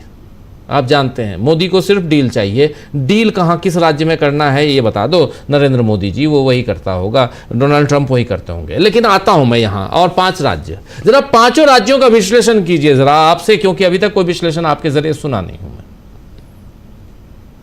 जी राजीव जी, 5 राज्यों के चुनाव के नतीजे में एक बात खुल के आई है कि कांग्रेस मजबूत हो रही है। केरल में बड़ी जीत मिली है और केरल की बड़ी जीत का मायने यह है कि कांग्रेस को, अकेली कांग्रेस को 63 सीटें मिली है। उसके नेतृत्व में यूडीएफ लड़ा है और 10 साल पुरानी वामपंथ की सरकार केरल में खत्म हो गई। असम में बीजेपी ने किसी तरह सरकार बचाई है और पुडुचेरी में एनडीए मजबूत रहा थोड़ा, और तमिलनाडु में भी टीवीके के विजय का उभार हुआ तो बदलाव बहुत सारे हुए राजनीति। लेकिन आप देखिए कि किस तरह से पहले, अभी आपने कुछ देर पहले एसआईआर की बात की, तो एसआईआर के बारे में हमारे माननीय सुप्रीम कोर्ट की बातें बड़ी अटपटी है। हमारा कोर्ट फैसला ले लेता है, फैसला लिख लेता है, लेकिन सुनाता नहीं। अब ये ऐसे कि मान लीजिए राजीव जी कि आप कल के अंक के लिए संपादकीय लिखें अखबार के लिए, तो संपादकीय लिख के सुरक्षित रख लें, उस संपादकीय की जगह पर नोट छपे, टिप्पणी छपे कि आज का संपादकीय लिख लिया गया है लेकिन सुरक्षित है, हम उसे कभी प्रकाशित करेंगे। तो क्या ये संभव है? और अगर फैसला आपने लिख लिया है तो सुनाया क्यों नहीं? न्याय के बारे में यही बात मुख्य कि न्याय होना ही तो चाहिए ही चाहिए, बल्कि ये लगना भी चाहिए कि न्याय हो रहा है, वो न्याय नहीं हो रहा। और केरल के चुनाव के नतीजों से मुझे एक बात साफ लगी है, और बंगाल के चुनाव के नतीजों से, कि जिस तरह ममता बनर्जी ने इंडिया गठबंधन के साथ, मैं एक शब्द कहूंगा, धोखाधड़ी की, वो अपने अड़ियल रवैये के कारण ममता बनर्जी की यह हालत। जो अड़ियल रवैया केजरीवाल का दिल्ली में था, उन्हें यह लगा कि इंडिया अलायंस उनके आगे झुकेगा, उनके हाथ पैर जोड़ेगा, चूंकि कांग्रेस बड़ा भाई है, सबसे बड़ी पार्टी कांग्रेस है, इसलिए कांग्रेस ये सब करेगी। लेकिन कांग्रेस अगर देश में आई तो तभी आएगी जब कांग्रेस अकेली चुनाव लड़ेगी। कांग्रेस दूसरे की मदद से लड़ेगी, दूसरे गठबंधनों के सहारे लड़ेगी, तो कांग्रेस को लोगों का समर्थन नहीं मिलेगा। वो डाइल्यूट हो जाता है, कांग्रेस का पावर, कांग्रेस का ब्रांड डाइल्यूट हो जाता है, ऐसा मुझे लगता है। अगर कांग्रेस सीधी लड़ेगी तो नतीजा आएगा। मध्य प्रदेश में, राजस्थान में, छत्तीसगढ़ में कांग्रेस वर्सेस बीजेपी होता है तो नतीजा साफ होता है कि कांग्रेस आएगी या बीजेपी आएगी। अब आने वाले राज्यों में जब चुनाव होंगे तो आप यही बात देखेंगे कि लोगों के सामने केवल दो पार्टियां हैं, बीजेपी है जो सत्ता में है और कांग्रेस है जो विपक्ष में है। अब नतीजा क्या होगा ये सब जानते कि नतीजे में बीजेपी के प्रति जो घोर निराशा बढ़ रही है, हमारे प्रधानमंत्री जो डरा रहे लोगों को कि एक दशक की सबसे बुरी हालत आने वाली, कोरोना ने हमें सताया है, और अब सरकार ने बताया कि जिस तरह का तेल संकट है, युद्ध संकट है खाड़ी का, उससे बुरी हालत है। तो ये सब चीजें डराने वाली है और इस देश के लोगों को लगने लगा है कि उनके सबसे बुरे दिन आने वाले हैं। डॉलर ऊपर जा रहा है, सोना ऊपर जा रहा है, चांदी ऊपर जा रही है, आयात पे रोक है, लोगों के पास काम नहीं है, स्कूल कॉलेजों की कोई अच्छी स्थिति नहीं है, लोगों के पास जिनके पास नौकरी है वे भयभीत है कि उनकी नौकरी बचेगी या नहीं। ये सब हुआ है बीजेपी के शासन। जहां जहां बीजेपी, वहां नौकरियां खत्म हो गई, सरकारी नियुक्तियां लगभग बंद हो गई और कॉन्ट्रैक्ट पे नौकरियां मिल रही है। कॉन्ट्रैक्ट देने वाली कंपनियां वही हैं जो बीजेपी और आरएसएस के लोगों की है। तो ये पूरा खेल जो है भारत में प्राइवेटाइजेशन का हो रहा है और इसके पीछे बड़ी ताकत है जो सत्तारूढ़ पार्टी और उसके सहयोगी संगठनों की है। ऐसे हालत में देश के लोग चिंतित हैं। अब मुझे लगता है कि जिस तरह केरल में लोगों ने एकजुटता दिखाई और जिस तरह से कांग्रेस के नेतृत्व वाली सरकार को आगे बढ़ाया, निश्चित ही दूसरे राज्यों में भी उसका असर देखने को मिलेगा। आप देखिए पूरे देश में निराशा का माहौल किस कदर फैला हुआ, और सबसे बड़ी निराशा लोगों में है हमारी संवैधानिक संस्थाओं की तरफ। चुनाव आयोग से लोगों को घोर निराशा है। एक दौर था जब 3 सेशन को लोग याद करते हैं। सुप्रीम कोर्ट के बारे में, सुप्रीम कोर्ट से लोग निराश हैं, जो बात, क्योंकि कॉकरोच की बात हो रही है जहां, इस तरह की बातें। और तो और देखिए सेना के अधिकारी, सेना के अध्यक्ष प्रेस कॉन्फ्रेंस कर रहे हैं और पार्टी का एजेंडा बता रहे हैं।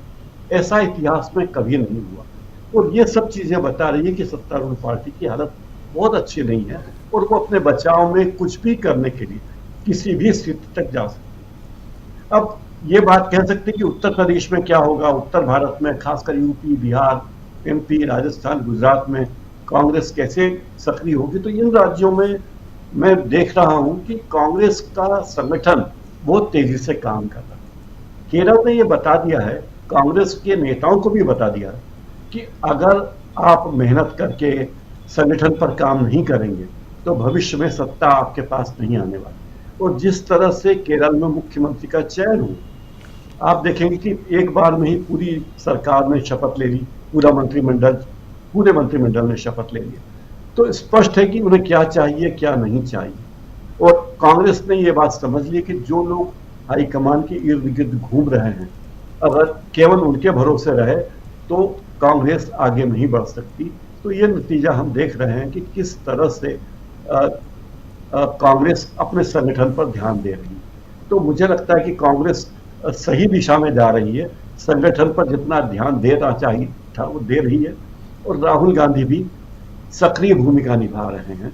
और मुझे अभी भी उम्मीद है कि जब तक कांग्रेस अकेले नहीं लड़ेगी, एकला चलोरे के पथ पर नहीं चलेगी, तब तक कांग्रेस का कोई भविष्य नहीं होगा।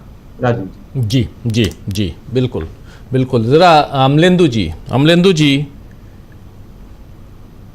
पॉलिटिक्स, और उसमें भी कांग्रेस की पॉलिटिक्स की हम बात कर रहे हैं। और चूंकि आज मौका है, केरल में कांग्रेस को पूर्ण बहुमत 100 के आंकड़े को पार कर 140 सीटों वाली विधानसभा में 102 सीटें लाना यूडीएफ का, ये छोटी मोटी घटना नहीं, बड़ी घटना है। और ऐसे में कांग्रेस की राजनीति, कांग्रेस की सियासत दक्षिण में, और उसी केरल में देखिए मंच पे ये दो लोग दिखाई दे रहे हैं आपको, पूर्व मुख्यमंत्री और बीजेपी के ये दोनों दिखाई दे नेता।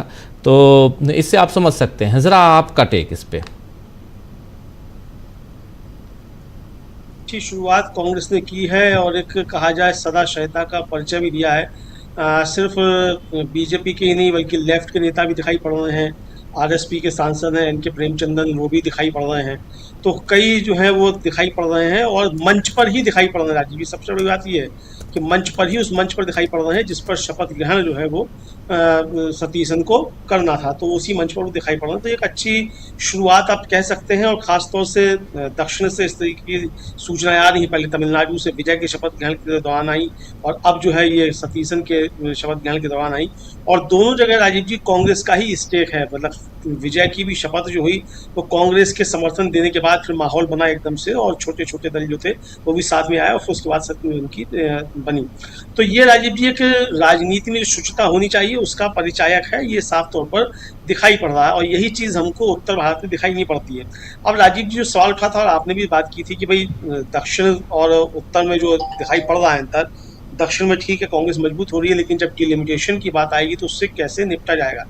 मुझे याद है राजीव जी, कुछ दिनों पहले मैंने यहाँ न्यूज़ पॉइंट में भी जिक्र किया था कि एक रिपोर्ट में देख रहा था और उसका शीर्षक ही ये था कि दक्षिण जो है वो रेवेन्यू पैदा करता है, उत्तर बच्चे पैदा करता है, ये शीर्षक था। तो यानी जिस तरीके से राजीव जी उत्तर और दक्षिण के बीच में एक खाई बढ़ रही है और रेवेन्यू दक्षिण से जनरेट होता है और उत्तर पे खर्च होता है, तो ये राजीव जी एक तरीका डिवाइडर इन चीफ के लिए एक बड़ा मसला भी है। इसके दम पे खेल भी सकते हैं। और डिवाइडर इन चीफ जो है इसी को लेकर राजीव जी उत्तर भारत में जाना भी चाहते हैं कि यहाँ दक्षिण और उत्तर का पैदा किया जाए, विभेद पैदा किया जाए। तो कांग्रेस इससे कैसे निपटेगी, ये आने वाले समय में राजीव जी देखना होगा। दक्षिण से कांग्रेस की मजबूती कांग्रेस को पूरे भारत में मजबूती प्रदान करती है। और 2024 के लोकसभा चुनाव से पहले भी दक्षिण से उसके साथ जो ताकत जुड़ना शुरू हुई राजीव जी, तो उससे भी ये संकेत मिलने लगा था कि 2024 के चुनाव में भी कांग्रेस अच्छा करेगी, वो सामने आया भी। इससे पहले भी जब जब दक्षिण से कांग्रेस को बल मिला है तो पूरे देश में कांग्रेस रिवाइव हुई है। अब लेकिन राजीव जी संकट ये है कि उत्तर भारत में खासतौर से अगर देखा जाए तो कांग्रेस का संगठन काफ़ी चरमराया हुआ सा है।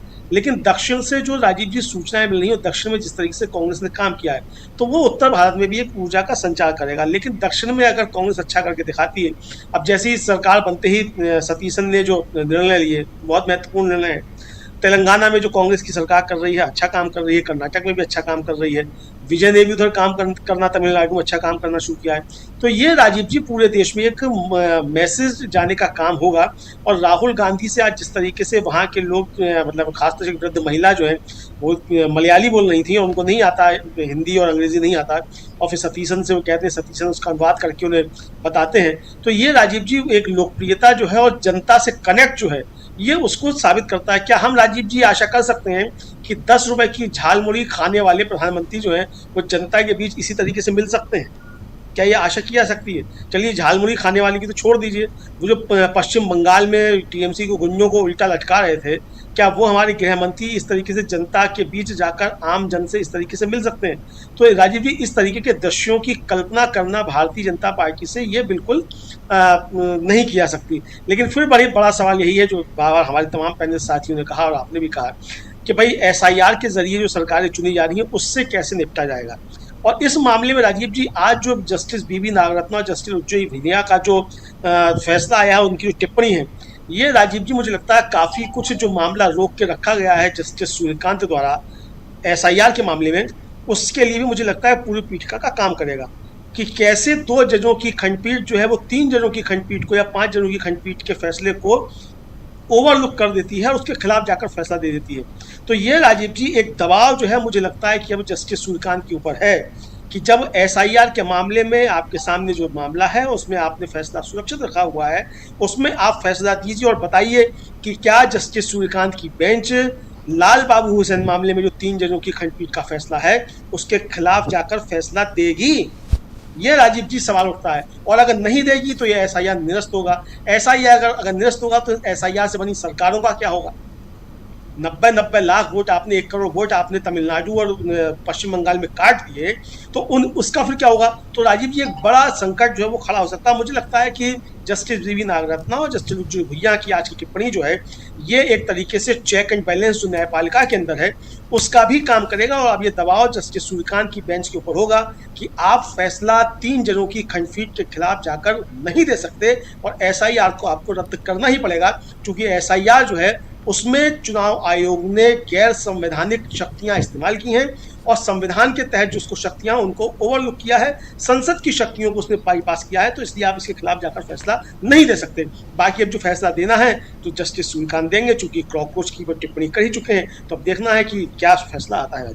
जी जी जी, बिल्कुल सही आप कह रहे हैं। सुप्रीम कोर्ट का फैसला बहुत इंपॉर्टेंट हो सकता है आने वाले समय में, और वो बिल्कुल आप लाल बाबू हुसैन वाला जो मामला है उस फैसले का भी, और चूंकि वो 3 जजों का फैसला था और उसका असर भी आज की इस टिप्पणी पे पड़ सकता है, और ये रिटन स्टेटमेंट है और वो भी फैसला सुनाते वक्त का स्टेटमेंट है। जस्टिस वी नागरत्ना और जस्टिस उज्जवल भुइयां की बेंच जो खंडपीठ है, 2 जजों की बेंच, उसने साफ साफ कहा है कि कैसे इसी सुप्रीम कोर्ट में 3 जजों या 5 जजों के जो खंडपीठ है उसके फैसले को पलटा जा रहा है छोटी बेंच के साथ, छोटी बेंच के जरिए। ये सरासर गलत है, ये कहा गया है इन दोनों जजों की बेंच की तरफ से। जरा आना चाहता हूं प्रोफेसर अखिल स्वामी जी, आपसे समझना चाहता हूं क्या यहां पर supreme court, Swami ji, supreme court को कैसे आप और उसकी टिप्पणी को कैसे आप देखते हैं, आज की टिप्पणी? देखिए, वास्तविकता यह है इस समय एक बहुत बड़ा अवसर है, और हम जो सुना है हमने जस्टिस नागरत्ना के बारे में, ये बहुत ही स्पष्ट विचार वाली, एक बहुत ही ईमानदार और बहुत ही स्पष्ट निर्देशित महिला हैं, तो उनसे आशाएं हमारी बहुत ज़्यादा हैं। मैं पहले भी डिस्कस कर रहा था, देखिए वास्तविकता यह है आपके जस्टिस JML सिन्हा को आज तक कोई भूल नहीं पाया, जैसा भी निर्णय उन्होंने दिया। कि निर्णय क्या था, किस विषय में निर्णय दिया था? यशपाल कपूर एक सरकारी आदमी थे और रायबरेली के अंदर इंदिरा गांधी की सभा के लिए तंबू लगाते हुए उन्होंने सहयोग किया था। इस छोटी सी बात पे उनका इलेक्शन निरस्त कर दिया था और उसके बाद इमरजेंसी लगी और सारे किस्से हुए। देखिए ये छोटे से मामले में, लेकिन उस पर किसी ने प्रश्न नहीं उठाया। लेकिन जस्टिस JML सिन्हा आज के तारीख में हर आदमी उनका नाम जानता है, बाकी बहुत सारे माननीय जज आए और चले गए, कोई उनको नहीं जानता। तो देखिए एक अवसर है आज के तारीख में पूरे वर्ल्ड के अंदर जस्टिस नागरत्ना के बारे में बात हो रही होगी, तो उन्होंने कैसे हिम्मत दिखाई। राजीव जी, जो मैं सबसे बड़ी चुनौती देख रहा हूं, अभी आप डिस्कस कर रहे थे और सबसे पूछ रहे थे नॉर्थ और साउथ का, देखिए मैं देख रहा हूं एक ऐसी बहुत बड़ी समस्या को उभरता हुआ देख रहा हूं, और इसको कैसे हैंडल करेगी भारतीय जनता पार्टी, ये मुझे समझ में नहीं आ रहा है। I don't know. देखिए भारतीय जनता पार्टी के जितने प्रवक्ता टीवी प्रोग्राम्स पे आते हैं वो कहते हैं, एक तरफ ये कहते हैं कि हम फास्टेस्ट ग्रोइंग इकोनॉमी है वर्ल्ड की, दूसरी तरफ ये कहते हैं कि हमारे देश के अंदर $750 बिलियन का फॉरेन एक्सचेंज रिजर्व है, और फिर कहते हैं हमारी अर्थव्यवस्था में कोई परेशानी नहीं। तो मैं उनसे ये पूछना चाहता हूं, देखिए अगर ये सारी समस्याएं नहीं हैं तो ये ऑयल कंपनीज को जो टोटल 70-75 हजार करोड़ का पर मंथ का नुकसान हो रहा है, इसे कंपेंसेट क्यों नहीं कर देती गवर्नमेंट ऑफ इंडिया? गरीब लोगों पे बोझ क्यों डाल रही है? अच्छा, अब इसके बाद मैं असली मुद्दे पे आता हूं। जरा कल्पना कीजिएगा राजीव जी और बाकी आपके पैनलिस्ट जरा कल्पना करें, हमारे आपकी समस्या तो चलिए एक है, हम अपने खर्चे कम कर देंगे। मैं एक कार्यक्रम में था, मैंने कहा भैया मैंने तो पिछले 15 साल 20 साल से सोना नहीं खरीदा। दूसरी बात, एक कार मेरे पास थी वो भी मैंने बेच दिया, तो पेट्रोल डीजल का ही सारा खर्चा खत्म हो गया। लेकिन अगर आप किसी को भी अर्थशास्त्र का जरा भी ज्ञान हो, हिंदुस्तान जैसी अर्थव्यवस्था में जिसे हम कंजम्पशन इकोनॉमी कहते हैं, अगर यहां पे कंजम्पशन को ही आप रोक देंगे और कहेंगे बिल्कुल पैसा मत खर्च करो, हमारे देश की इंडस्ट्री का क्या होगा? हमारे देश की इंडस्ट्री इसीलिए चलती है, पूरे विश्व हम पे इसीलिए आधारित होता है कि भारत के अंदर इतनी बड़ी जनसंख्या है जो परचेजिंग करेगी तो इनकी इंडस्ट्री चलेंगी। अब हम लोग खरीदना ही अगर छोड़ दें, दूध पीना छोड़ दें, बिस्किट खाना छोड़ दें, हम पिक्चर जाना छोड़ दें, मितव्ययिता पे आ जाए, अरे जब पैसा नहीं होगा तो करना ही पड़ेगा। अच्छा चलिए अब असली मुद्दे पे आते हैं। एक मजदूर की बात कीजिए, बाकी मिडिल क्लास की हमने बात कर ली और रिच की बात तो छोड़ ही दीजिए। उनके लिए अडानी जी के लिए मोदी जी जाके नॉर्वे में कुछ ना कुछ व्यवस्था कराई देंगे और वहां जैसे उन्हें एक्सक्लूड किया गया कुछ हो जाएगा, 2-4 दिन में खबर मिल जाएगी। मैं चिंतित हूं और मैं ये बहुत बड़ा एक चुनौती देख रहा हूं सरकार के लिए और हमारी अर्थव्यवस्था के लिए। उन लोगों का जो 12,000 की तनख्वाह पाते हैं और करोड़ों की संख्या में, आज से 2 महीने पहले वो स्ट्राइक पे गए क्योंकि उनका 12,000 में काम नहीं चल रहा। वो कितना भी खर्चा कम कर दें, क्यों कपड़े तो खरीदते नहीं, वो एसी तो चलाते नहीं, वो कार पे तो चलते नहीं, भाई उनका 12,000 में 11,000 रुपए का खर्चा तो खाने पीने रेंट और गैस पे निकल जाता है।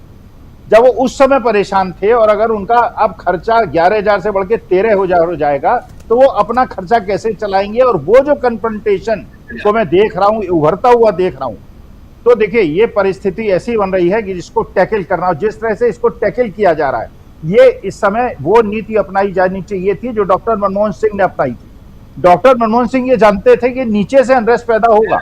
मिडिल क्लास तो तब भी भक्त है, बहुत ज्यादा भक्ति में रहता है, वो हिंदू मुसलमान में ज्यादा उलझता है। अमीर लोग तो पैसा कमा लेंगे, उनकी इनकम तो डबल हो जाएगी, वो तो प्रॉफिट कमा लेंगे। और एक खबर और राजीव जी आ रही है मार्केट में, इंडस्ट्री छोड़ छोड़ के लोग गए थे जो मजदूर, इंडस्ट्री उन्हें रिटर्न एयर फेयर दे रही है, आ जाओ तुम्हारी तनख्वाह भी बढ़ा देंगे, वो आने को तैयार नहीं। इंडस्ट्री कैसे चलेगी? पहली बात तो डिमांड, आपको पता होगा एक चीज होती है purchasing manager index, PMI. PMI का मतलब ये होता है फैक्ट्रियां अपने अंदर वो रॉ मटेरियल रखती हैं ये सोचते हुए कि ये डिमांड होगी और हमको अपने रॉ मटेरियल्स को और फिक्स प्रोडक्ट्स को इकट्ठा करके रखना चाहिए जिससे कि मार्केट डिमांड को हम सेटिस्फाई कर सके। वो पीएमआई 57% से घट के 53% आ गया है। तो जो मैं चुनौती देख रहा हूं, जिसको ये लोग हैंडल कर रहे हैं, जिस तरह से पहलवान छाप, वो जो धोबी पछाड़ छाप है, उस तरह से हैंडल कर रहे हैं, मैं एक बहुत बड़ी एक ऐसी समस्या को पैदा हुआ तो देख रहा हूं जो देश की गरीब जनता है, जो वैसे ही उसके पास कुछ नहीं है बेचारे के पास। अगर ये फूड क्राइसिस हुई और ऑयल के जिस तरह से ये रोज प्राइस बढ़ाते चले जा रहे हैं, आप किसी टैक्सी ड्राइवर से बात कर लीजिए, ओला उबर वाले से, वो कहता है साहब हमारी 3% आपने प्राइस बढ़ा दी और हमारी जो वो है सेलिंग, जो हमारा टैरिफ है, जो किराया हम लेते हैं उसे आपने बढ़ाया नहीं, तो मेरी तो 3,000 रुपए महीने की आमदनी कम हो गई, मैं अपने घर कैसे चलाऊंगा? मैं तो ईएमआई देता हूं जो मैंने गाड़ी खरीदी हुई है। बहुत बड़ी समस्या है और जिस मूर्खता से ये लोग इसको हैंडल कर रहे हैं, भगवान की अगर वो होती और मैंने ये इकोनॉमिक्स और फाइनेंस ना पढ़ा होता तो ज्यादा बेहतर आदमी होता, लेकिन क्योंकि मैं समझता हूं, क्योंकि मैंने पढ़ा है, ये पढ़ाया है, इसलिए मेरे दिमाग में उद्वेलन पैदा हो जाता है जब मैं इन लोगों के जिस प्रकार से हैंडल कर रहे हैं देख रहा हूं कि देश को किस गलत दिशा में ले जा रहे हैं। जी जी प्रशांत जी, कोर्ट की बात हम कर रहे हैं देश के, और उसमें भी अमलेंदु जी ने जो कहा बहुत इम्पोर्टेंट है, एसआईआर पर फैसला अभी सुरक्षित रखा हुआ है, एसआईआर करवाया जा रहा है, लेकिन जस्टिस नागरत्ना और ज्वल भैया इन दोनों की टिप्पणी कैसे देखते हैं? जी देखिए, एसआईआर में 2 बड़े जो है कानूनी पेच फंसे हुए हैं, जिसको सुप्रीम कोर्ट के लिए मैं समझता हूँ, जो सुप्रीम कोर्ट के जजेस की विजडम है, जो उनके पास पावर्स हैं, उनके लिए आधे घंटे काम है उस पर फैसला करना कि क्या एसआईआर कानूनी है, क्या रिप्रेजेंटेशन ऑफ पीपल्स एक्ट की सेक्शन 17 के तहत वो लीगल है। इस बात को फैसला देने में सुप्रीम कोर्ट के जज को कितना टाइम लगेगा, जबकि वो लॉ में ब्लैक एंड व्हाइट लिखा हुआ है। हम लोग इस मुद्दे पे कई बार डॉक्टर अभिषेक मनु सिंघवी से बात कर चुके हैं, उनका तमाम इंटरप्रिटेशन दूसरे और वकीलों का भी मिल चुका है हमको, और ऐसे वकीलों का कि जिनकी प्रैक्टिस जो है नंबर ऑफ ईयर्स तमाम जजों की उम्र से भी ज़्यादा है। तो ये एक तो ये फैसला है कि क्या वो लीगल है कि नहीं है, और दूसरा जो सबसे अहम बात है कि किसी मतदाता को ये क्यों साबित करना पड़ेगा कि वो वैध मतदाता है, वो भारत का नागरिक है। इलेक्शन कमीशन ऑफ इंडिया नागरिकता तय करने का दफ्तर नहीं है, वो ये सही कह सकता है कि आप साबित करो। जिसने आरोप लगाया वो साबित करेगा कि ये गलत मतदाता है। मतदाता को साबित नहीं करना है, लेकिन पूरा इसको कहें कि उल्टी दुनिया घुमा दी, उल्टी गंगा बहा दी। और इस उल्टी गंगा में सुप्रीम कोर्ट की सहमति है, क्योंकि उन्होंने रोका नहीं। रोकने का ताकत है और रोका नहीं तो सहमति है। ये बड़ा अफसोसजनक बात है। और क्या हो रहा है पिछले कुछ वर्षों में, हम लोगों ने तो अदालतों को कवर किया है, कॉलम लिखे हैं उस पर और जजेस को देखा है, तमाम जजमेंट्स को। सुप्रीम कोर्ट की जो एकेडमिक अथॉरिटी है, मैं कानूनी और संवैधानिक और तमाम चीज़ों को थोड़ी देर के लिए मैं किनारे भी रखूं, जो सुप्रीम कोर्ट की एकेडमिक अथॉरिटी है उसमें बुरा हाल उसमें दिखाई दे रहा है कि कितनी गिरावट है। कि एक जज अगर ये फैसला ये कोर्ट में कह रहे हैं, एक कॉकरोच जैसा शब्द आ गया, ये कैसे आ गया? ये शब्द वहां से आ रहा है, रवांडा से। हम लोग चर्चा कर चुके हैं कि रवांडा के जनसंहार से ये शब्द आ रहा है। टर्माइट, कॉकरोच, ये सारे जो शब्द हैं वहां से आ रहे हैं। पैरासाइट, ये सारे शब्द वहां से आ रहे हैं, जहां पे भूमिका बनती है जनसंहार की, जेनोसाइड की।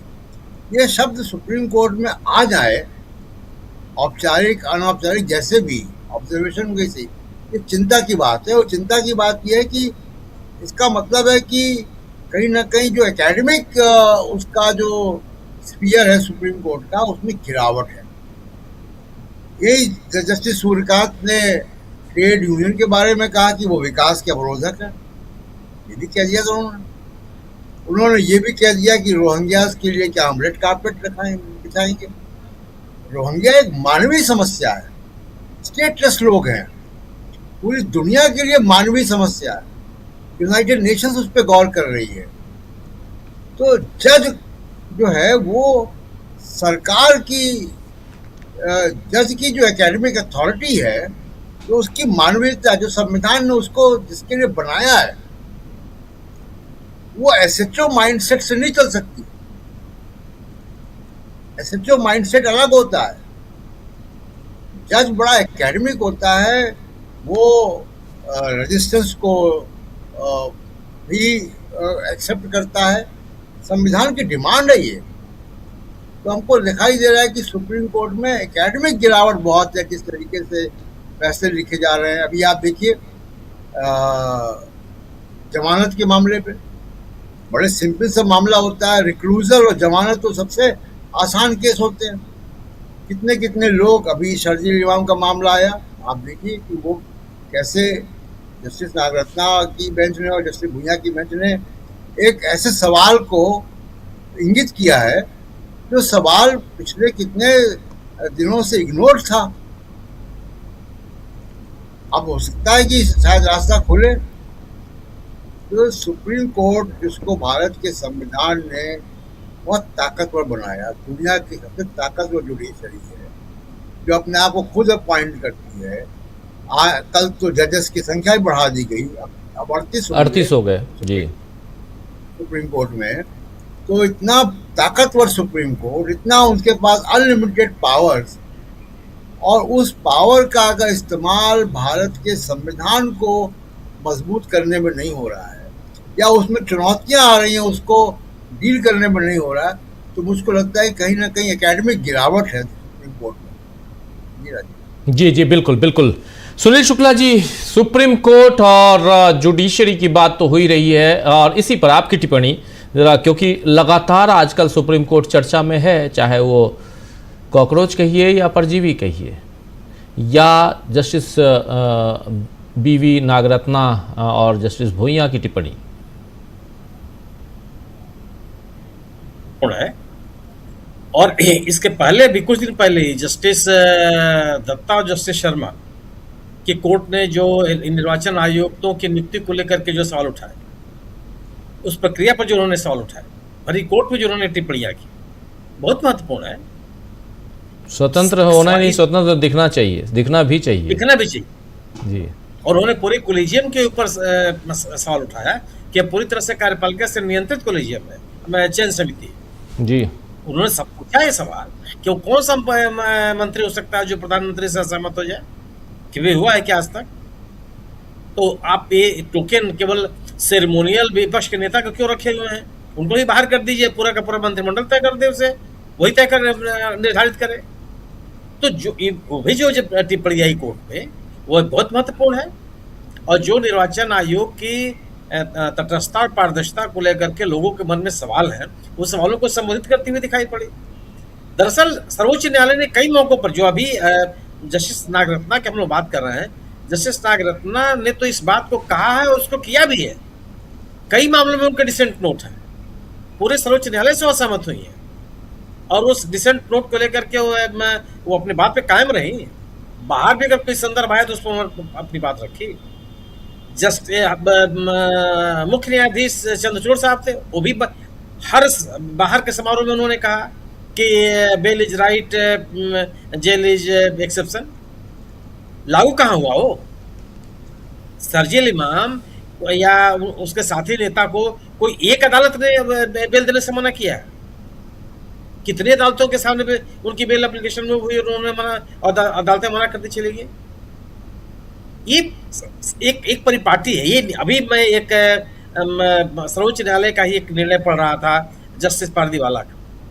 उन्होंने केवल इस बिना पर कि 6 साल से एक आदमी बंद है और बिना ट्रायल का बंद किए हुए उन्होंने पूरे उसको जमानत दे दिया, और बड़ी गंभीर टिप्पणियां की।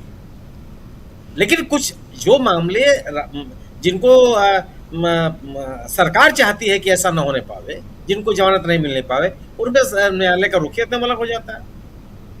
सवाल है कि सर्वोच्च न्यायालय को जो नियम है, जो कानून है, उसी के अनुसार आप काम कीजिए। एसआईआर का मुद्दा, एसआईआर यही सर्वोच्च न्यायालय ने कहा ना कि लोकतंत्र में चुनाव का निष्पक्ष होना नितांत आवश्यक है, तभी उन सरकारों में लोगों की आस्था बढ़ेगी। और आप बिना एक ऐसे मतदाता सूची के आधार पर चुनाव करवा दे रहे हैं जो अंतिम नहीं है, जिस मतदाता सूची को लेकर के लोगों में सवाल है, वो मतदाता सूची सरकार सर्वोच्च न्यायालय में ही विचाराधीन है। जो सवाल पैदा किया जा रहा है याचिकाकर्ताओं की ओर से, उसका जवाब नहीं दे पा रहा है निर्वाचन आयोग, ठप पड़ा हुआ है। सीधा सा सवाल है कि अगर मतदाता सूची को लेकर के लोगों को में संदेह है तो क्यों चुनाव करवाया जाएगा? कोई मतदाता ऐसा तो है नहीं कि देश में मतदाता सूची है ही नहीं है, पहली बार बनाई जा रही है। 2024 का लोकसभा का चुनाव जिस मतदाता सूची के आधार पर हुआ, जिस पर सरकार बन गई, उस पर चुनाव क्यों नहीं करवाया जा सकता? लेकिन यह निर्णय लेने का अधिकार सर्वोच्च न्यायालय को। सर्वोच्च न्यायालय ने जो जस्टिस नागरत्ना की डबल बेंच ने जो टिप्पणी की है, वो बड़ा सवाल है कि आखिर कैसे कर सकते हैं ये। और मुझे लगता है कि एक संकेत है, लेकिन जो जैसा कि होता है ना कि कोई कोर्ट दूसरे कोर्ट की बात सुनती नहीं है, उनके अपने अपने निर्णय है। और लेकिन जो सर्वोच्च न्यायालय की बड़ी पीठों का निर्णय है, उसको तो आप मानेंगे। अगर कौन सा तर्क है कि आप सर्जिल इमाम को जेल में रखे हुए हैं 5 सालों से अधिक समय से, जी ट्रायल नहीं किया आपने, और उसी तरह से एसआईआर का मुद्दा। सवाल है कि जो बात कही प्रसाद जी ने कि एसआईआर अपने आप में कानूनी है कि नहीं है, ये सबसे बड़ा सवाल है। इसी पे तो फैसला सुरक्षित रखा है, ये मैं कह रहा हूं ना। नहीं, उसमें जब वो और इतने लोगों को लेकर के 90 लाख लोग, 2 करोड़ लोग, 1.5 करोड़ लोग के नाम मतदाता सूची से अलग कर लिए गए, और सर्वोच्च न्यायालय खुद देख रहा है कि सर्वोच्च न्यायालय को आधार कार्ड को शामिल कराने के लिए कितने बार आदेश देने पड़े, और उस आधार कार्ड को भी निर्वाचन आयोग ने स्वीकार नहीं किया। उसके साथ भी आपको सप्लीमेंट्री डॉक्यूमेंट्स देने हैं। इस देश में कब था कि जब रिम्यूनरेशन फॉर्म भरने के बाद आपका नाम मतदाता सूची में डाला जाएगा? ये तो निर्वाचन आयोग की जिम्मेदारी थी। निर्वाचन आयोग घर घर जाके सर्वे करता था, मतदाता सूची बनती थी। ये नई प्रक्रिया कहाँ से आ गई और क्यों आ गई, किस उद्देश्य से लाई गई? ये जिन लोग कोई पारदर्शिता नहीं है, ठीक है, बिल्कुल, किससे कोई बहस नहीं है किसी को कि जो व्यक्ति मृत हो चुका है उसका नाम मतदाता सूची मत रखिए, कोई मतलब नहीं रखने से। इससे बोगस मतदान की स्थिति बन सकती है। लेकिन जिस व्यक्ति को आप मृतक होने के नाम पर मतदाता सूची से अलग कर रहे हैं, उसको पारदर्शी तो बनाइए। आप उसको चस्पा तो कीजिए उस पोलिंग बूथ के ऊपर कि mister A, mister B, mister C, mister J, ये जितने लोग हैं इनकी मृत्यु हो चुकी है, इनका नाम मतदाता सूची से अलग किया जा रहा है। किसी को आपत्ति करना होगा तो आपत्ति करेगा, नहीं करना होगा नहीं करेगा, वो नाम का नाम अलग हो गया। जी अगर आपने किसी का मल्टीपल स्थानों पर कई जगहों पर नाम होने के कारण उसका नाम मतदाता सूची से अलग कर रहे हैं तो उसको पब्लिक में कीजिए, ट्रांसपेरेंट बताइए। लेकिन आप ये बताइए कि अगर आप मिस्टर एक्स का नाम आपने हटाया कि इनका नाम कई जगहों पर है, तो आप ये भी बताइए कि आखिर किस जगह पर अंतिम रूप से उनका नाम रहेगा। अपने यहाँ नाम अगर आप हटा रहे हैं तो किस जगह पर उनका नाम रहेगा, क्यों नहीं बताते हैं आप? जी आप मतदाता सूची का जो पुनरीक्षण है, अगर हम एनालिसिस करना चाहें कंप्यूटर पर बैठ करके, तो मुझे अधिकार क्यों नहीं मिलना चाहिए अगर सब कुछ पारदर्शी है तो इतना कॉम्प्लिकेटेड बनाने की क्या जरूरत है इसको? अगर आप ये कहते हैं कि मतदाता सूची का शुद्धिकरण किया जा रहा, पहले तो इस शब्द पर मुझे आपत्ति है। मतदाता सूची अपडेट हो सकती है, अद्यतन हो सकती है, शुद्ध करना क्या होता है, कौन सी प्रक्रिया जिस चीजों को शुद्ध करती है, तो ये पूरा का पूरा विषय। और मतदाता सूची का पर विवाद, पूरे चुनाव प्रक्रिया पर विवाद, ये तो लोकतंत्र के ऊपर सवाल पैदा होगा। जो पश्चिम बंगाल, बिहार और राज्यों में चुनाव को लेकर के जो सवाल पैदा किए जा रहे हैं, अब भले कह दीजिए कि साहब स्टालिन चुनाव हार गए, लेकिन ये भी तो सवाल होगा कि स्टालिन के विधानसभा क्षेत्र से कितने हजार लोगों का नाम आपने काट दिया और क्यों काट दिया आपने? तो ये जो पूरी की पूरी प्रक्रिया है, यह चुनाव को लेकर के लोगों में संदेह पैदा कर रही है। इसका निश्चित रूप से समाधान तो न्यायालय को ही करना होगा, न्यायालय, और नहीं तो फिर जनता अपना जो रास्ता अख्तियार करनी होगी वो करेगी। लेकिन ये विषय बहुत ही बड़ा गंभीर है। सर्वोच्च न्यायालय ने निश्चित रूप से जो एक किया वो एक बड़ी राहत है।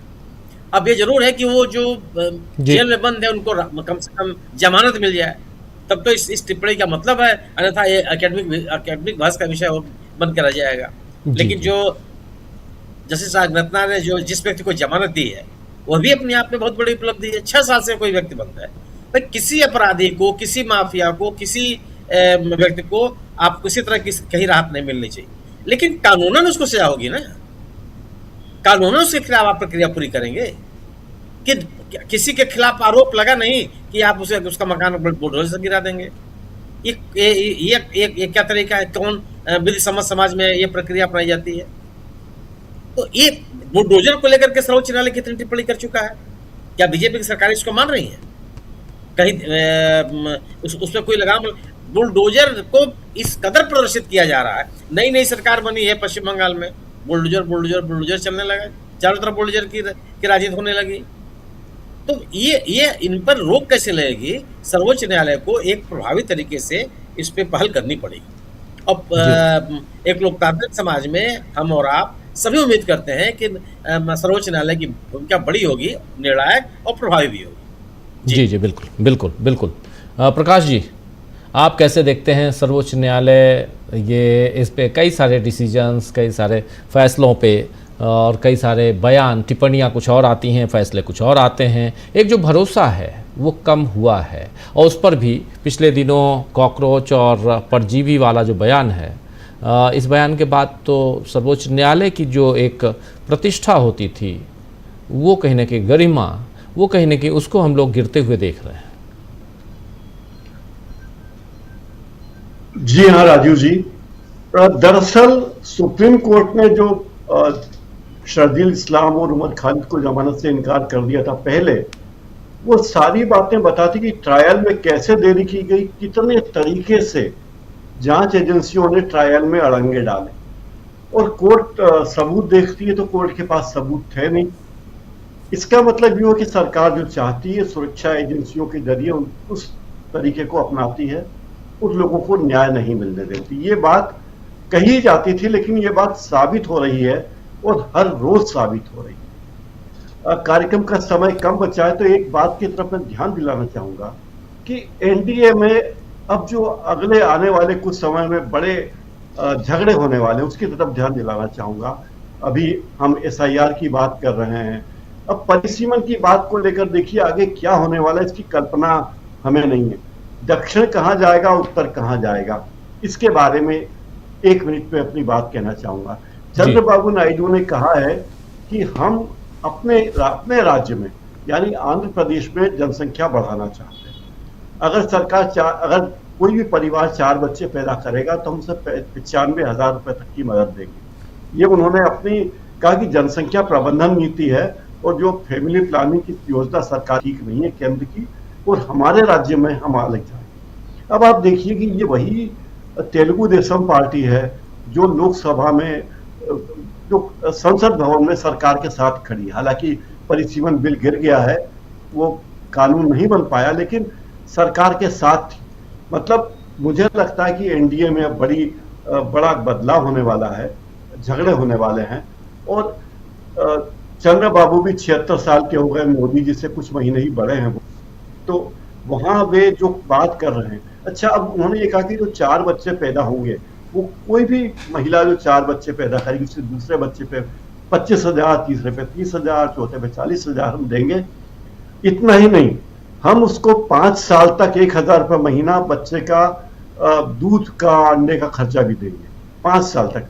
और वो महिला अगर सरकारी कर्मचारी हुई तो उसे 1 साल तक की छुट्टी देंगे, सवैतनिक छुट्टी। उसके पति को क्या कहते हैं, पितृत्व अवकाश देंगे। तो इस तरह की बातें हो रही है। मतलब केंद्र सरकार की नीतियों के खिलाफ राज्य अलग अलग जा रहे हैं, और ये इस सरकार के लिए और हमारी संघीय व्यवस्था के लिए गंभीर बात है कि केंद्र सरकार की जनसंख्या नीति अलग हो और राज्यों की जनसंख्या नीति अलग हो। तो ये बात आगे जाकर बहुत विवाद पैदा करेगी, मुझे ये लगता है। राजू जी जी जी, बिल्कुल बिल्कुल, आप सही करें। एक छोटा कमेंट अमलेंदु जी। जी, ये जो जिक्र किया अभी प्रशांत जी ने चंद्रबाबू नायडू का, तो चंद्रबाबू नायडू का राजीव जी ये भी हो सकता है, हाँ प्रकाश जी ने, तो चंद्रबाबू नायडू का राजीव जी ये हो भी सकता है कि भाई इसके लिए भी हो कि दक्षिण में अब जो है वो बढ़े। लेकिन जिस तरीके से चंद्रबाबू नायडू खड़े रहे हैं मोदी जी के साथ, और अभी भी राजीव जी जो परिसीमन का बिल आया, उस परिसीमन को जिसको महिला आरक्षण बिल कहा गया, उस पर चंद्रबाबू नायडू ने बीजेपी का साथ दिया, तो आंध्र प्रदेश में उनके खिलाफ एक माहौल बनता हुआ दिखाई पड़ता है। तो ये अपनी जान बचाने की एक जुगत भी हो सकती है कि भाई देखो ठीक है, हमने बिल में जो था वहाँ समर्थन कर दिया, लेकिन हम तो देखो यहाँ चाहते हैं कि बढ़ जाए। अब सवाल ये राजीव जी कि अगर आज आप देना शुरू करेंगे रुपया 25,000 और 40,000, तो क्या वो 2026 में या 27 में जो परिसीमन बीजेपी करेगी, तो उसमें आपके उस पर कुछ असर पड़ेगा दक्षिण की सीटों पर? ये ठीक उसी तरीके से है कि जिस तरीके से महिला आरक्षण कानून जो है वो 2034 में मोदी जी लागू करवाएंगे, तो 2034 में लागू होगा, तो आप जो है क्या 2047 के लिए जब मोदी जी का विकसित भारत बन जाएगा उस समय के लिए ये योजना लागू कर रहे हैं? तो ये राजीव जी चुनावी और कहिए कि एक राजनीतिक हथकंडे के अलावा और कुछ नहीं है, सिर्फ अपनी जान बचाना कि हम मोदी जी के साथ हमने जो वहाँ पास करा दिया, मतलब पास नहीं हो पाया, हम उनके साथ खड़े रहे परिसीमन का बिल, तो उस पर जो है हम चिंतित हैं। ये बताने का एक रास्ता दिखाई पड़ता राजीव जी मुझे तो। जी चलिए, कोई बात नहीं। 7 दिन के लिए मोदी जी विदेश में हैं। अभी रॉयटर्स की रिपोर्ट एक आ रही है, खबर आ रही है रॉयटर्स की रिपोर्ट के अनुसार, अमेरिकी वित्त विभाग ने आज सोमवार को कहा है कि उसने अदानी एंटरप्राइजेज लिमिटेड के साथ $275 मिलियन के समझौते किए हैं। इस पर समझौते पर सहमति जताई है। अदानी एंटरप्राइजेज के साथ अमेरिकी वित्त विभाग ने ये कहा है कि उसने $275 मिलियन के समझौते पर सहमति जताई है। चलिए, तो ये खबर है। और देश में एसआईआर के ज़रिए चुनावों की वोटों की चोरी, और चोरी नहीं, ये डाका है, डकैती है और धांधली है, और इसको जितनी जल्दी हो देश की जनता, विपक्ष हो या कोई और हो, सत्ता पक्ष हो, देश की जनता, क्योंकि वोटर्स, वोट देने का अधिकार हमको, आपको, सबको है, और ये आपको, हमको, सबको जागरूक होने की ज़रूरत है। अगर आपका वोट काटा गया है और आप जेन्युइन हैं, आप हिंदुस्तान के रहने वाले हैं, आपके पुरखे यहीं बसे, यहीं रहे, आप यहीं पैदा हुए हैं, आप भारत के नागरिक हैं, और भारत के नागरिक हैं तो वोट देने के अधिकारी भी हैं, और इसलिए आपको अपने हक के लिए लड़ना होगा और आपको बाहर निकलना होगा। हम लोग बार बार विपक्ष की बात करते हैं, लेकिन मैं बात कर रहा हूँ हमारी, आपकी बात कर रहा हूँ। आपके वोट अगर काट दिए गए हैं तो निकलिए और वोटर कार्ड बनवाइए, नहीं बनता है तो वहाँ धरना प्रदर्शन जो करना है कीजिए, ये बहुत ज़रूरी है। और अभी कॉकरोच को लेकर तो बात चल ही रही है, देश में कॉकरोच की क्रांति आ गई है। सब लोग मैं भी कॉकरोच, तुम भी कॉकरोच, मैं भी परजीवी, तुम भी परजीवी कर ही रहे हैं। तो देश एक अलग दिशा में जा रहा है, ये साफ दिखाई दे रहा है। और इन सब के बीच प्रधानमंत्री नरेंद्र मोदी लौट के आएंगे तो सुनने में आ रहा है कि अपने मंत्रिमंडल का विस्तार भी करने वाले हैं। देखते हैं कि नीतीश बाबू को उसमें जगह मिलती है कि नहीं मिलती है। इस बीच सुप्रीम कोर्ट से क्या फैसला आता है एसआईआर पे, उसका इंतज़ार रहेगा। इंतज़ार जस्टिस नागरत्ना और जस्टिस उज्जवल भोइया के जो आज के जो उनकी टिप्पणी है, जो बयान है, उस पर भी क्या, उसके बाद जो अगले दूसरे फैसले हैं उस पर इसका कितना असर पड़ता है, इस पर भी निगाहें टिकी रहेंगी। निगाहें जो हैं वो दक्षिण भारत की सियासत और उत्तर भारत की सियासत पर भी टिकी रहेंगी।